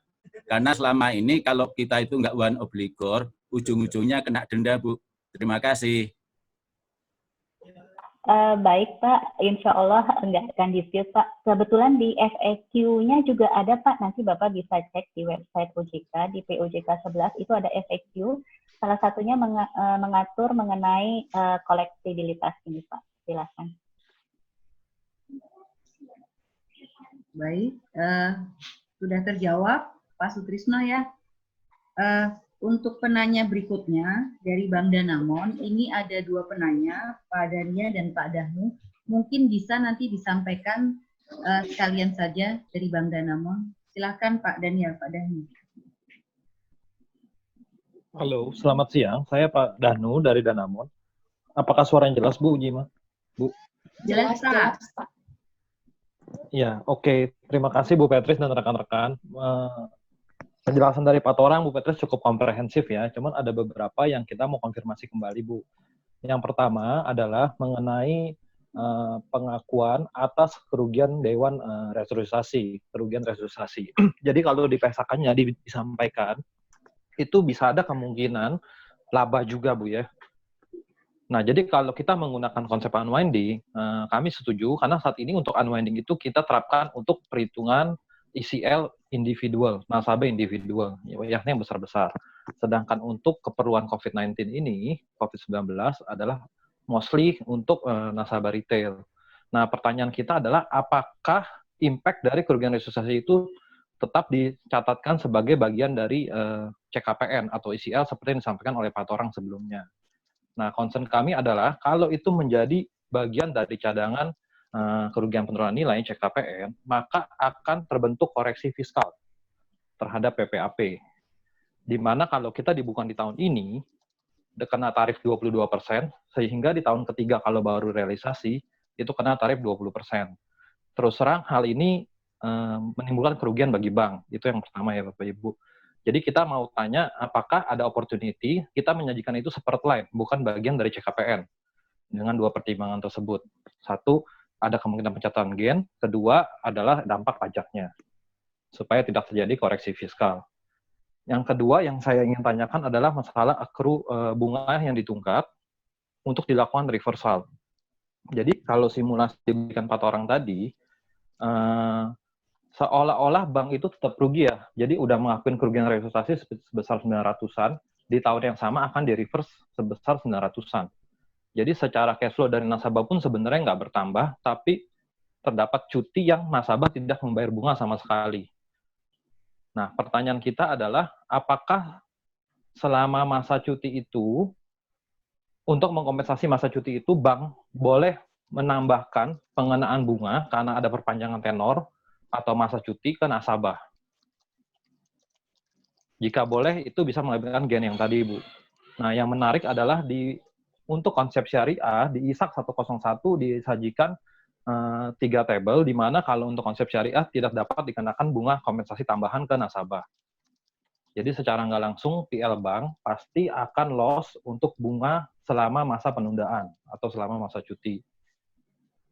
Itu pertanyaan kedua kita, Bu. Yang pertanyaan terakhir, apakah ini lebih ke komersial side dengan dampak stimulus karena kerugian bunga yang kita tidak akuin selama masa cuti, terus dampak juga, mohon maaf, ke PSAK lain, PSAK 46, di mana sekarang bank-bank harus langsung mengakui one time penurunan tarif pajak ke DTA sebagai expense. Menurut saya atas dua hal itu, PL Bank itu akan tergerus cukup banyak. Apakah ada program stimulus atau kebijakan dari regulator untuk menjaga KIP supaya PL Bank itu tetap positif? Sekian dari saya, 3 pertanyaan itu saja, Bu. Terima kasih.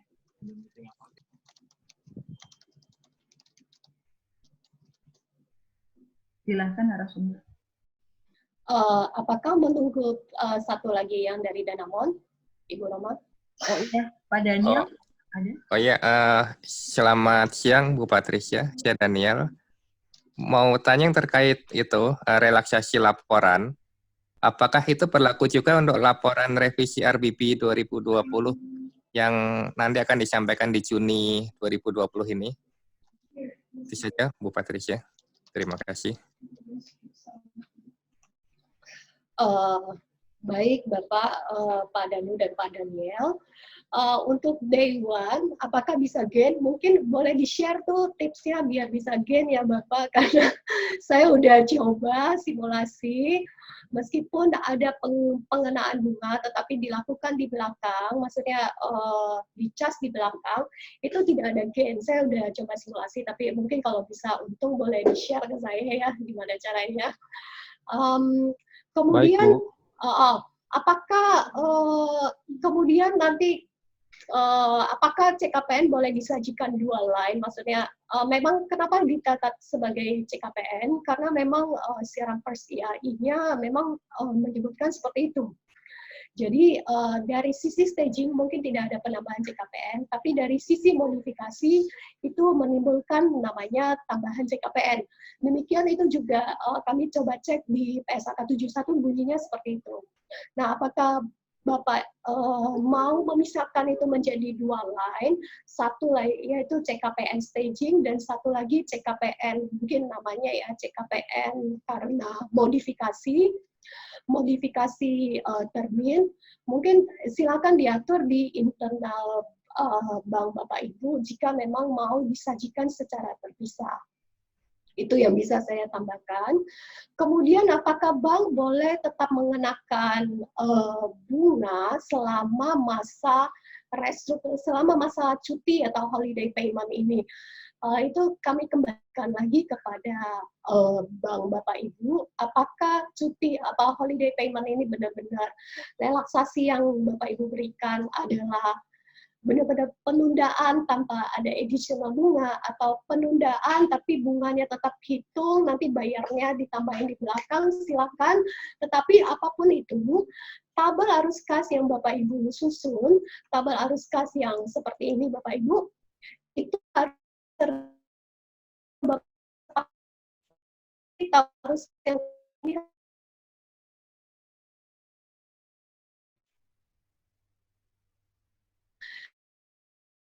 pertama dari ilustrasi yang kita akan menambah. Kemudian ada pertanyaan dengan terkait pemerintah juga kebijakan pajak 25 menjadi 22 dan kalau Bapak Ibu TBK ada lagi kan kalau nggak salah datanya apa yang sudah diterima akan menjadi sesuai itu harus diakui sebagai kerugian di tahun berjalan. Terkait hal ini, apabila Bapak Ibu membutuhkan misalnya paket stimulus yang berikutnya, mungkin Bapak Ibu bisa menyampaikan kepada OJK berapa sih kerugiannya dibandingkan dengan kinerja bank. Demikian juga seperti yang kerugian restrukturisasi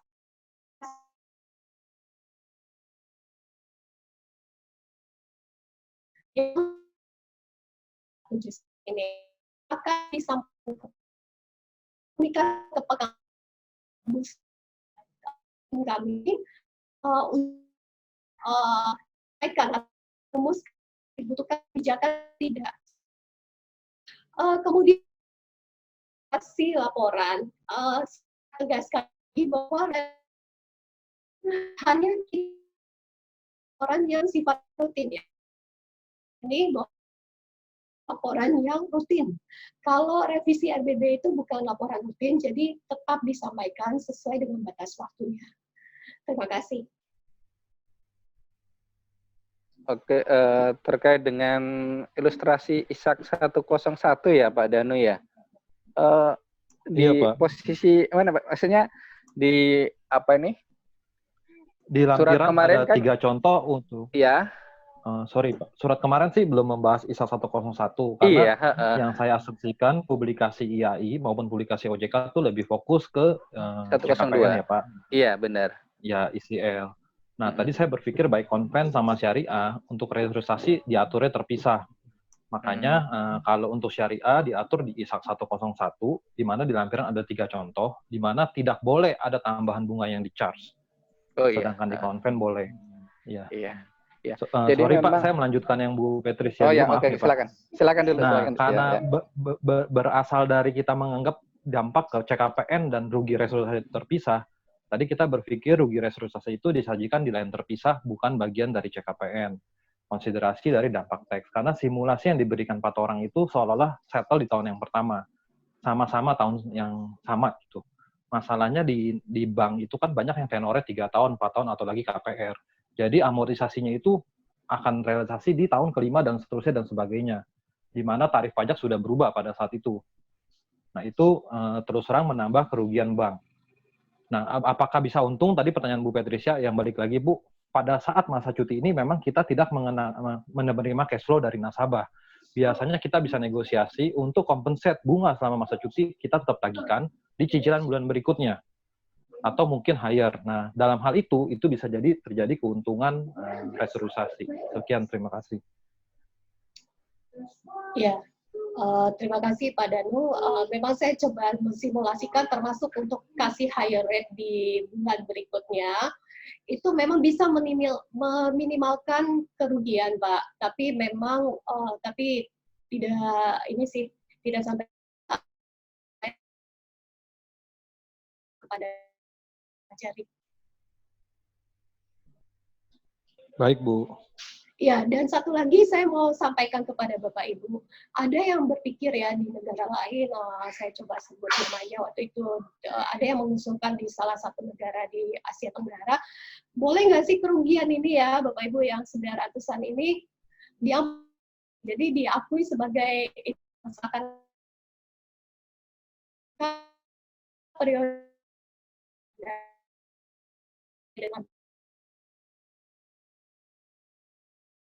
usulan-usulan tidak sesuai dengan PS 171 yang dipaparkan oleh pelaku usaha ya. Tetapi kita balik lagi sesuai PS 171 hanya ini. Terima kasih. Saya serahkan kembali ke Ibu Roma. Silakan Ibu Roma.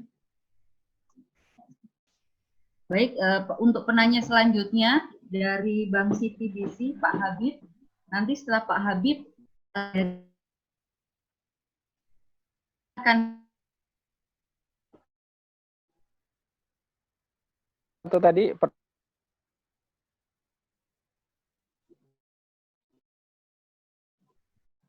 perlu Pak, perlu ini gini ya Bapak Ibu sekalian, terkait dengan murabahah sebenarnya memang transaksi tadi sudah disampaikan oleh Pak Danu juga, memang tidak ada tambahan margin tambahan jangka waktu restrukturisasi COVID-19 stimulus COVID-19 ini ya. Jadi itu memang yang challenge dari pembiayaan murabahah ini, karena secara prinsip syariahnya itu tidak diperkenankan adanya tambahan margin walaupun terjadi tambahan waktu seperti itu. Sehingga kalau misalkan terjadi tambahan jangka waktu, memang nanti secara katakanlah yield-nya itu memang akan terjadi semacam penurunan. Karena yang dicantumkan di dalam akad sendiri kan bukan nilai yield-nya, tapi terhadap posisi nominal dari margin yang disepakati antara bank dengan nasabah. Memang proses itulah yang memang bank itu diberikan semacam kesempatan juga sebenarnya secara syariah apabila katakanlah ingin mengakui adanya suatu margin, itu pun juga tentunya dengan adanya suatu cash flow ya, harus dibuktikan dengan suatu cash flow.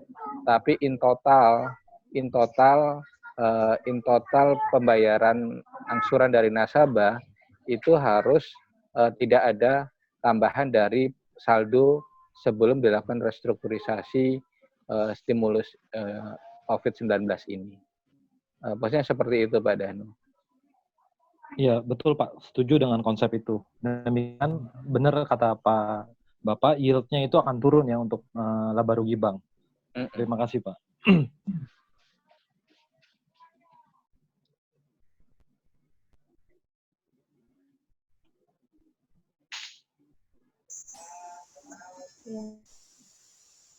Selamat siang. Ya, siang Pak. Ya, dari CTBC dengan Vera, Ibu Patris mau bertanya untuk yang halaman 4 yang dipaparkan tadi, yang poin nomor 2, yang menerapkan skema restrukturisasi selama-lamanya 1 tahun, sedangkan yang dipaparkan di sesi yang pagi dengan Pak Dodi itu diserahkan kepada bank. Jadi tergantung bank mau sampai 1 tahun, 2 tahun, 3 tahun, itu diserahkan kepada kemampuan masing-masing. Ini mismatch-nya, jadi yang benar yang mana ya Bu Patris ya?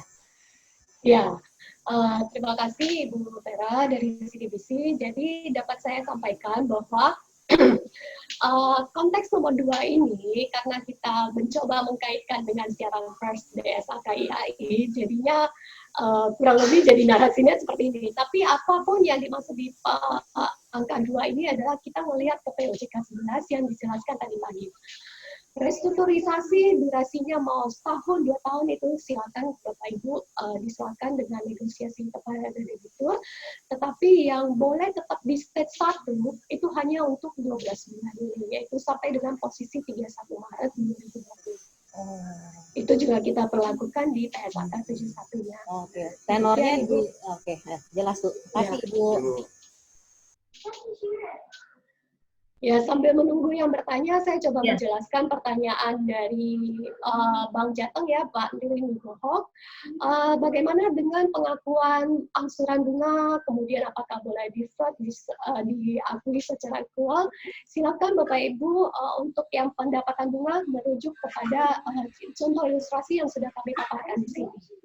Ini yang sesuai dengan PSAK 71. Tapi boleh mempertimbangkan seperti yang diusulkan penanya dari Bank Mandiri tadi ya Bapak Kevin, apabila ingin melakukan tidak mau mengakui bunga dan tidak mau mengakui kerugian, silakan dipertimbangkan dampaknya terhadap rugi dan materialitasnya. Dan kemudian ada pertanyaan dari Bang Mijo terkait dengan bagaimana kalau surat berharga ini adalah saya beli pada 31 Maret, setelah 31 Maret. Tadi sudah dijelaskan oleh Ibu Yana di slide tadi bahwa memang untuk oleh Bapak Torang ya tadi bahwa memang untuk surat ini kita aplikasikan hanya untuk surat berharga yang dimiliki, yang sudah dibeli bank pada sampai dengan 31 Maret 2020. Nah kan tentu saja kita tahu ya di bulan April ini bank diminta untuk memberi beberapa surat berharga baru dalam rangka pemenuhan PLN. Nah tentu saja itu kan Bapak Ibu nggak punya, atau surat berharga baru yang memang baru diterbitkan di bulan April, tentu saja nggak ada harga kuotasi 31 Maretnya.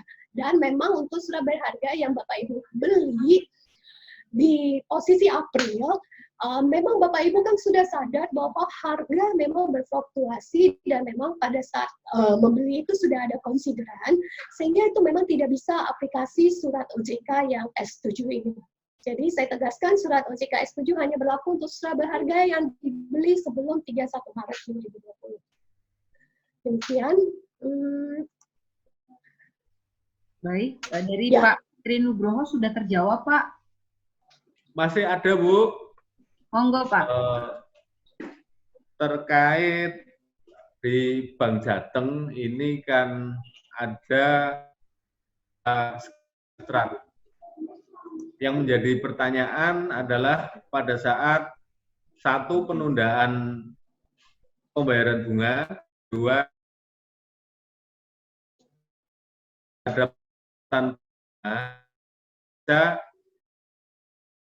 diakses, Bu. Mungkin kami bisa dapat apabila memang OJK barangkali nanti bisa untuk memperkuat di kebijakan kami gitu, Bu. Terima kasih. Secara akuntansinya mungkin juga agar lebih bisa diakui secara aturan yang benar itu, Bu. Iya, Pak, dapat saya sampaikan, maaf sebentar.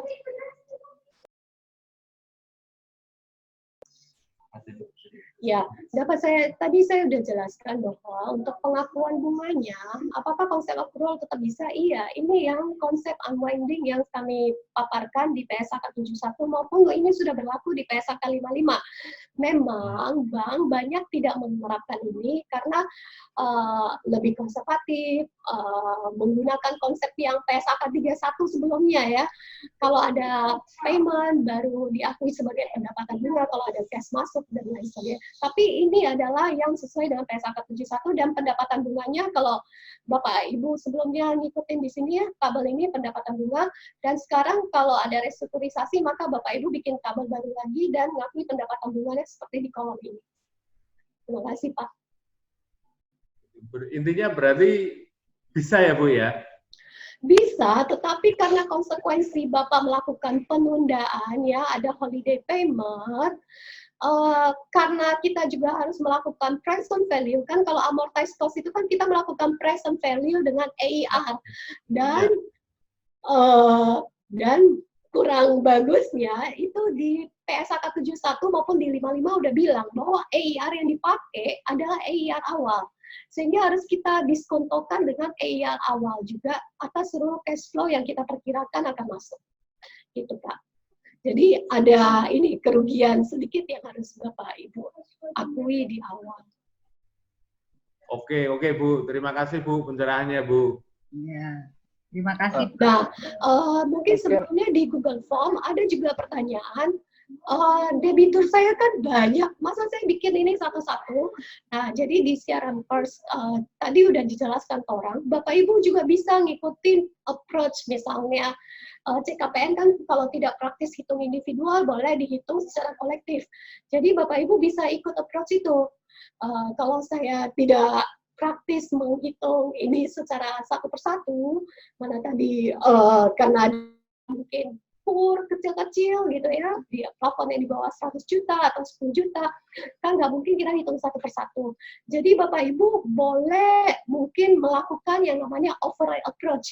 Itu ada di siaran pers DSA KIAI, overlay approach misalnya berapa persen tambahan CKPN untuk memfasilitasi kerugian karena present value dari dari penundaan pembayaran ini. Terima kasih. Baik, penanya Mbak Rahma ingin nambahkan. Silakan. Ya, mungkin ini saya pertegas aja untuk posisi syariah ya, kalau saya yang nyampaikan ya, karena mungkin agak sedikit berbeda konsepnya dengan Bu Petris di bank umum, bank secara keseluruhan di bank konvensional, karena memang referensinya PSAK-nya agak berbeda antara syariah dengan konvensional. Tadi saya juga melihat di pertanyaan di komen itu ada juga dari teman-teman di NTB menanyakan apakah perlu dilakukan koreksi atas akru yang sudah dilakukan terkait dengan restrukturisasi ini. Nah, kalau di dalam dalam stimulus ini kan sebenarnya posisinya kualitas untuk restrukturisasi ini kan sebelumnya adalah kualitas yang masih lancar atau DPK ya, sehingga proses akru itu masih dilakukan. Nah, memang prosesnya nantinya, kalaupun kita tetap melakukan akru, balik lagi ya, ini hanya untuk yang syariah ya, itu adalah sampai dengan posisi 3 bulan sebenarnya. Nggak boleh misalkan karena lancar diterusin terus akru-akrunya, sehingga apa yang sudah dilakukan di posisi berjalannya ya nggak perlu istilahnya dikoreksi sih, nggak perlu dikoreksi, tapi ya maksimal adalah 3 periode, dan nantinya pun istilahnya tidak diperlukan semacam reverse, dan nantinya kalau misalkan ada pembayaran angsuran, itu pun juga tidak bisa pembayaran angsuran dalam konteks akad murabahah, itu adalah pengakuannya itu adalah margin, kemudian margin lagi dan margin lagi gitu. Itu juga tidak diperkenankan karena tadi tidak ada konsep time value of money-nya gitu. Sehingga setelah margin satu posisi itu satu periode pembayaran atau pengakuan pembayaran, maka yang kemudian harus dilakukan pembayaran itu adalah porsi pokoknya. Mungkin posisinya seperti itu untuk transaksi murabahah. Itu aja tambahan dari kami. Baik, kita masih punya beberapa saat. Selanjutnya dari Bang Fama, Bapak Arifin. Silakan, Pak. Selamat siang, Bapak Ibu. Terima kasih kesempatannya.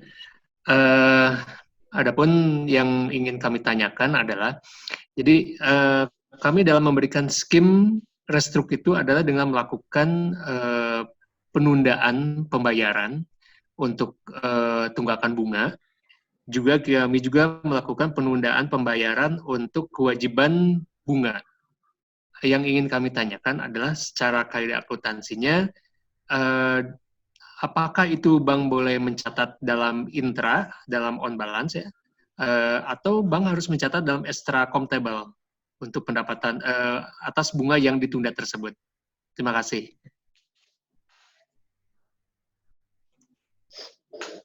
Iya, baik Pak Arifin dari Bank Fama. Jadi kalau kita menggunakan konsep ini yang sesuai PSAK 71 yang sebelumnya kita terapkan untuk unwinding interest, maka bank tetap bisa mengakui pendapatan bunga seperti ini. Ya, yang ada di kolom ini untuk yang tabel refusinya, tetapi memang konsekuensinya karena Bapak menggunakan EIR, maka ada potensi kerugian nih Bapak, yang harus diakui di dalam ilustrasi yang sudah kami sampaikan kepada yang sudah kami tampilkan tadi. Jadi Bapak, kalau mau mengakui pendapatan bunga silakan, tapi konsekuensinya di awal harus ada pengakuan kerugian CKPN. Nah, konsep yang Bapak tadi, kalau misalnya kita catat, kita tidak mau mengakui pendapatan bunga, mungkin tadi Bapak udah menjelaskan usulan dari Bank Mandiri. Kalau tidak mau mengakui pendapatan bunga ya mungkin untuk audit nanti Bapak perlu simulasi supaya meyakini saya nggak mengakui pendapatan bunga, saya taruh di off balance sheet, tetapi saya nggak mengakui kerugian restrukturisasi, gitu Pak. Mungkin bisa disimulasikan karena saya belum pernah mensimulasikan hal tersebut. Terima kasih. Baik, jadi kami kebetulan saat ini masih kami akui pendapatan tersebut di on balance sheet Bu Patricia. Jadi itu diperkenankan Bu ya? Diperkenankan, tetapi tolong buat tabel yang setelah restrukturisasi, karena kita pakai amortized cost harus selalu melakukan pendirian tabel pada saat terjadinya modifikasi. Nah, kan kalau penundaan pembayaran itu modifikasi. Baik. Terima kasih. Ya. Baik, ya. Terima kasih Bu Patricia jawabannya. Sudah terjawab ya Pak Arifin? Sudah Ibu, Bu Roma, terima kasih. Pertanyaan selanjutnya dari CIMB Niaga, Bapak atau Ibu Farah Huda. Monggo dipersilahkan. Ya, halo. Saya Farah dari Bank Sian Niaga. Pertanyaan saya lebih ke yang relaksasi penyesuaian batas waktu laporan. Seperti tadi Ibu bilang kan itu berlaku untuk laporan rutin.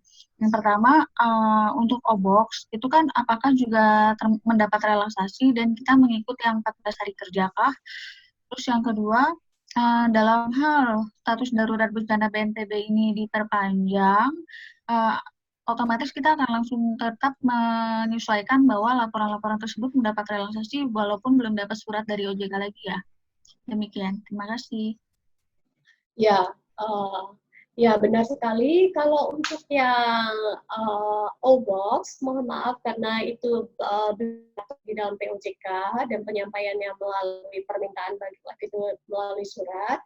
Jadi yang kami dapatkan informasi untuk OBOX masih melaporkan sesuai dengan batas waktu yang ditentukan di surat OJK waktu itu terkait dengan penyampaian OBOX. Jadi tidak mengikuti poin-poin yang di sini ya, tidak mengikuti poin 2 ini. Nah, jadi kemudian, tidak dapat relaksasi ya, Bu? Iya, mohon maaf ya, jadi tidak ada relaksasi untuk poin penyampaian OBOX, tidak bisa ngikutin angka 2 di dalam surat S5. Kemudian yang terkait dengan pertanyaan kedua, bagaimana kalau masa PSBB-nya diperpanjang? Misalnya dari 29 Mei menjadi let's say ke Juli atau nah di surat itu kami sudah tegaskan bahwa selama masa darurat COVID yang ditetapkan oleh BNPB, jadi tidak perlu ada tambahan. Jadi otomatis ngikutin siaran pers yang dikeluarkan oleh BNPB, yang ditetapkan oleh BNPB. Terima kasih. Baik Ibu, terima kasih sudah cukup jelas. Terima kasih. Selanjutnya Ibu Petrus, ada penanya dari Bank Indeks, Bapak Revi. Silakan Pak.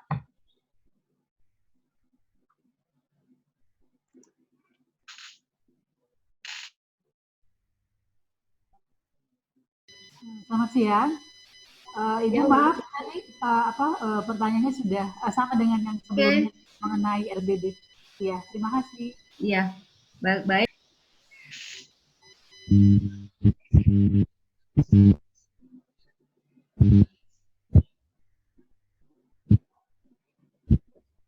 Dari Bank Mantap, masih ada yang perlu ditanyakan. Setelah ini dari Bank Kalsel.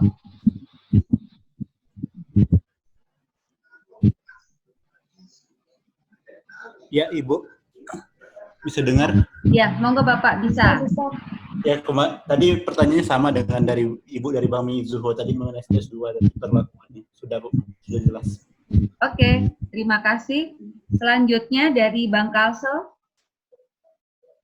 Bapak Mauludi. Silakan, Pak. Halo, siang Bu Patris. Siang Bapak, silakan Pak Mauludi. Pak, Bu mau nanya sedikit, kan kita pada saat restrak untuk yang terkait COVID ini melakukan pembentukan untung rugi modifikasi ya. Di kami memang ada beberapa debitur yang memang untung, tapi di kebijakan kami kalau untung itu kami nggak akui, kami hanya rugi yang kami bebankan. Jadi kalau untung kan jadi agak logikanya jadi agak rancu, jadi kebijakan kami udah kalau untung kita anggap seperti CKPN kan, kalau dia arus kasnya dia positif, dia akan bentuk CKPN-nya ya kerugiannya 0 istilahnya kita bentuk. Tapi kalau dia beban ya kita akui dan kita amortisasi seperti itu. Kira-kira dibolehkan nggak? Artinya adjustment kebijakan bank yang kita kalau dia untung nggak diakui gitu, Bu. Terima kasih, Bu. Silakan saja ya Pak Mauludi. Mungkin ini ide yang sangat bagus. Kalau ada keuntungan dari modifikasi tidak akan diakui, mempertimbangkan beberapa hal, misalnya asumsi yang kita pergunakan juga probabilitas terjadiannya sangat mungkin 80%, sehingga ada 20% yang harus kita antisipasi. Mungkin itu jadi pertimbangan underlying kebijakan Bapak. Dan saya rasa hal itu yang penting Bapak dokumentasikan bagaimana Bapak mengambil kebijakan, itu akan membantu dalam proses audit nanti. Tapi balik lagi saya masih belum dapat sih yang simulasi bisa untung karena saya simulasi semuanya rugi, Pak. Terima Karena gini kasih. Bu, di kita itu memang ada beberapa debitur COVID yang memang nggak semuanya ditunda setahun gitu. Ada yang minta tundanya cuman 3 bulan atau ditundanya memang cuman bayarnya 50%-nya saja. Tetap bayar bunganya, cuman bunganya 50%. Jadi secara diskonto memang dia bunga tiap bulan diterima gitu. Sehingga ada pada saat dilakukan NPP ya untung gitu loh. Sebagian ada yang untung. Mungkin ini bagus juga. Jadi kan memang asumsi saya yang ada di slide ini kan memang ekstrim ya, tidak ada pembayaran sama sekali. Dan memang tadi kami udah disclose, ini kan prakteknya di lapangan bisa bermacam-macam. Jadi memang baiknya bank melihat kembali. Dan kalau memang penundaan pembayaran seperti Bapak bilang tadi hanya 3 bulan, mungkin tidak signifikan sehingga kita bisa judge bahwa kita ngikutin tabel yang sebelumnya gitu. Bisa juga itu menjadi judgement kalau memang tidak signifikan. Jadi akuntansi itu memang kan kalau kita buka setiap bab awal, itu selalu disebutkan. Kalau tidak signifikan tidak perlu diterapkan. Jadi mungkin prinsip itu selain prinsip tidak praktis, mungkin kita boleh pertimbangkan. Terima kasih. Terima kasih Bu ya. Ya, ada baik kita penanya berikutnya.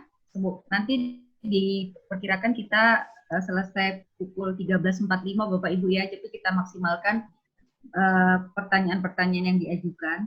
Pertanyaan dari Bank Mandiri ada 2, dari Ibu Clarissa dan dari Bapak Anton, mungkin bisa sekalian dipersilahkan.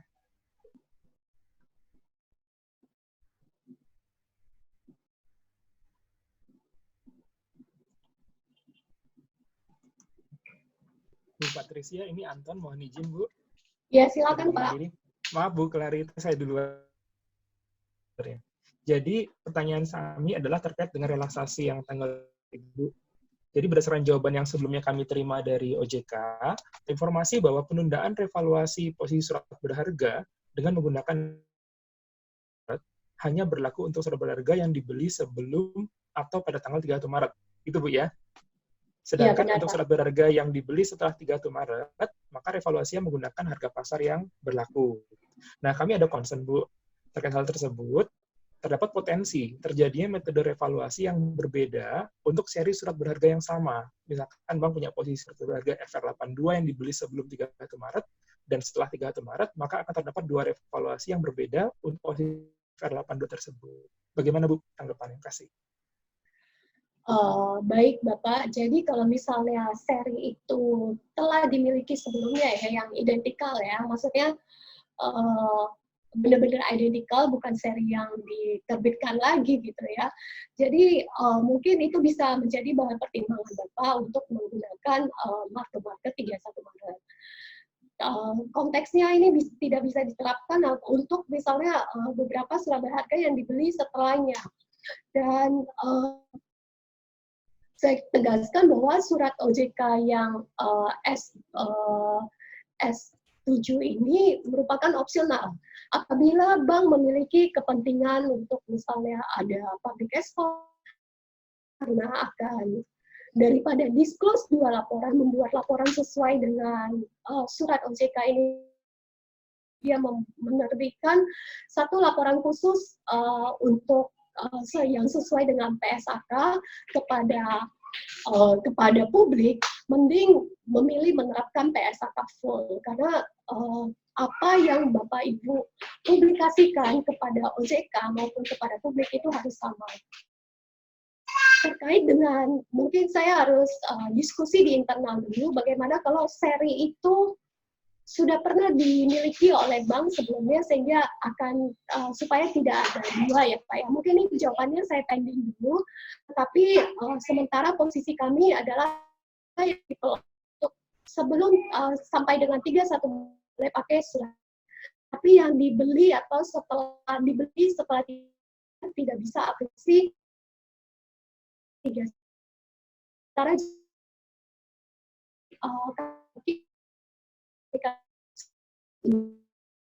Baik, baik, Ibu Clarissa tadi belum ya Pak? Nanti kita untuk Selanjutnya di Bank OCBC, Ibu.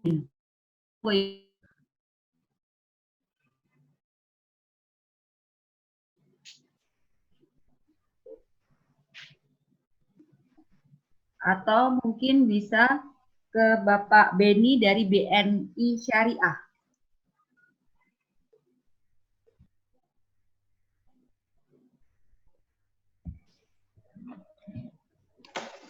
Ya, selamat siang Bu Patricia. Saya Farid dari BNI Syariah, mau bertanya tentang pelaporan monitoring bulanan, pos-pos monitoring bulanan itu kan biasanya H+7 setelah akhir bulan. Apakah termasuk dalam relaksasi ini? Karena untuk menyusun pos-pos monitoring itu kami datanya dari LSMK 5 hari.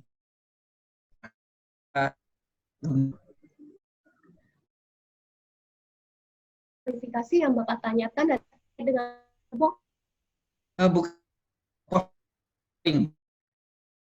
kas penempatan yang disampaikan ke OJK tiap bulan H+7.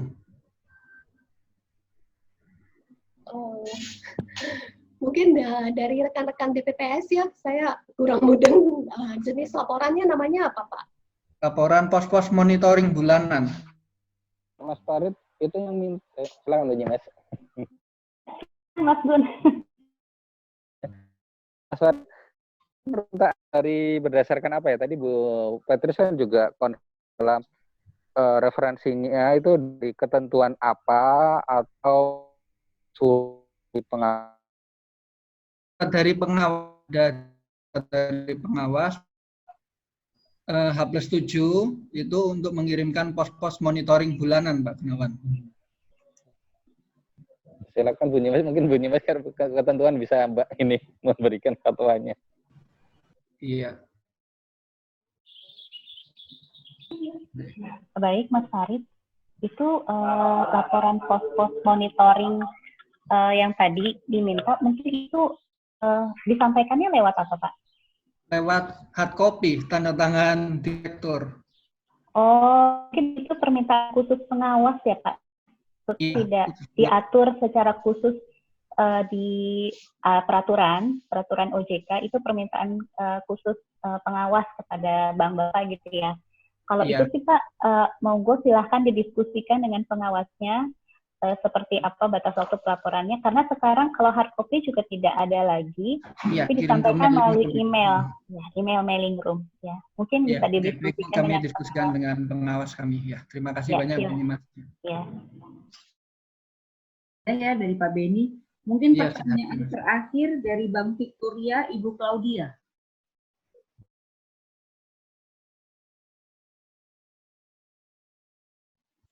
Ya, sambil menunggu Ibu Claudia, mungkin saya membacakan pertanyaan dari Bank Mestika. Bagaimana kalau restrunya nggak di bulan ini? Ternyata debiturnya masih confidence, baru datang di bulan Agustus, baru datang minta restru. Sepanjang Bapak Ibu memberikan restru dengan payung POJK 11, maka bisa mengaplikasikan panduan ini ya, surat OJK S7 ini maupun siaran pers desa KYI. Ya.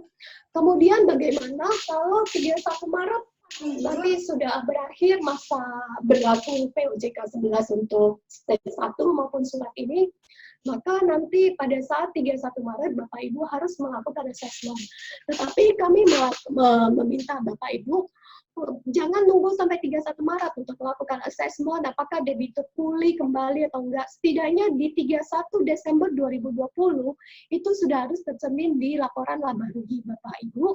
Apakah memang debitur ini berespon positif ya seperti yang ada di slide ini? Apakah debitur ini berespon positif tetap di stage 1 atau berespon negatif sehingga Bapak Ibu tambah CKPN ya. Terima kasih. Saya persilakan yang mau bertanya tadi, silakan. Oke, terima kasih Bu Patricia. Saya mau bertanya terkait dengan yang pertama yang relaksasi untuk laporan ya Bu. Terkait sebenarnya ini lebih terkait ke laporan manajemen resiko sih. Jadi kan di manajemen resiko juga ada beberapa laporan reguler yang sifatnya itu memerlukan data dari seperti LBU, LBBU gitu, baik yang individual maupun konsol. Nah, dalam hal ini misalnya kayak laporan ICAP, profil resiko, nah itu juga termasuk relaksasinya apa enggak gitu pertanyaannya. Nah, terus udah gitu, kalau yang untuk jadi kalau saya pahami tetap dari dampak COVID ini, walaupun dia ada di stage 1, tetap efeknya gimana setelah dia dikasih relaksasi itu, dia bisa balik lagi gitu ya ke posisi semula untuk posisi financial ability-nya untuk repayment-nya. Jadi kalau misalnya ternyata udah dikasih relaksasi tetap juga berarti dia tidak bagus kemampuan membayarnya, jadi tetap harus bisa dipindahkan ke stage 2 atau stage 3 gitu ya Bu Patricia?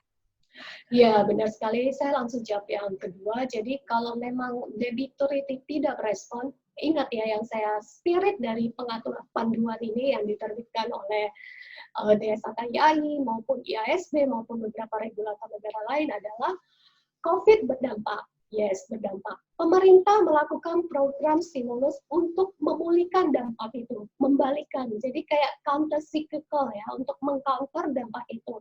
Ternyata debitur Anda tidak merespon, jadi ya kita tidak usah menunggu, langsung bentuk CKPN. Demikian. Itu kita kasih lihatnya. 6 bulan kah gitu? Ada panduan Ya, nggak kira-kira? tadi kan saya udah mengilustrasikan. Tentu saja untuk prakteknya Bapak Ibu mungkin lebih berpengalaman ya. Tadi saya udah ilustrasikan, debitur Anda adalah salah satu pedagang besar di pasar Tanah Abang. Pasar Tanah Abang tutup ya sampai sekarang ya. Kalau omset debitur kita turun cermin dong dari mutasi. Setelah buka, tunggu tidak baliknya atau 40% dari mungkin bisa mendalami apakah debit ini beberapa bulan panduan kembali ke bank Bapak Ibu. Oke Bu, baik. Laporan-laporan yang misalnya LBU itu kan memang ditunda ya, LBU punya surat BI, Bapak Ibu bisa merujuk ke surat BI, tetapi untuk laporan-laporan yang disampaikan seperti yang Ibu sebutkan tadi, ICAP kalau itu 14 hari kerja, jadi termasuk di dalam poin 2 dari yang surat OJK ini ya. Kemudian bagaimana dengan laporan profil resiko, KPMM, dan lain sebagainya yang mungkin Bapak Ibu sampaikan melalui aplikasi Apollo, itu juga termasuk yang ditunda 14 hari kerja. Oke, berarti kan yang 14 hari ya Bu ya? Ya, Mbak. Ya, oke. Makasih banyak Bu Patricia. Di chat saya melihat banyak Bapak Ibu yang bertanya mengenai revisi RBB. Jadi revisi RBB ini memang bukan laporan rutin. Memang dikasih batas waktu revisi sampai dengan Juni. Bukan laporan rutin. Jadi kalau klarifikasi itu bukan laporan rutin, saya bisa sampaikan bahwa itu bukan laporan rutin. Kemudian jika memang Bank Bapak Ibu membutuhkan waktu ya, soalnya kan ini 30 Juni kan sebenarnya masih 1 bulan lebih ya. Jika membutuhkan waktu, itu mungkin bisa disampaikan kepada pengawasnya untuk meminta kelonggaran. Jadi kalau terlalu banyak kami bisa membiarkan ya, adjustment mengenai batas waktu ini. Jadi memang ada kesulitan untuk di 30 Juni, Bapak Ibu bisa sampaikan kepada pengawas nanti biar diteruskan kepada kami DPSP untuk membuat kebijakan. Untuk mereview apakah perlu ada kebijakan kelonggaran ke revisi RBB ini. Terima kasih.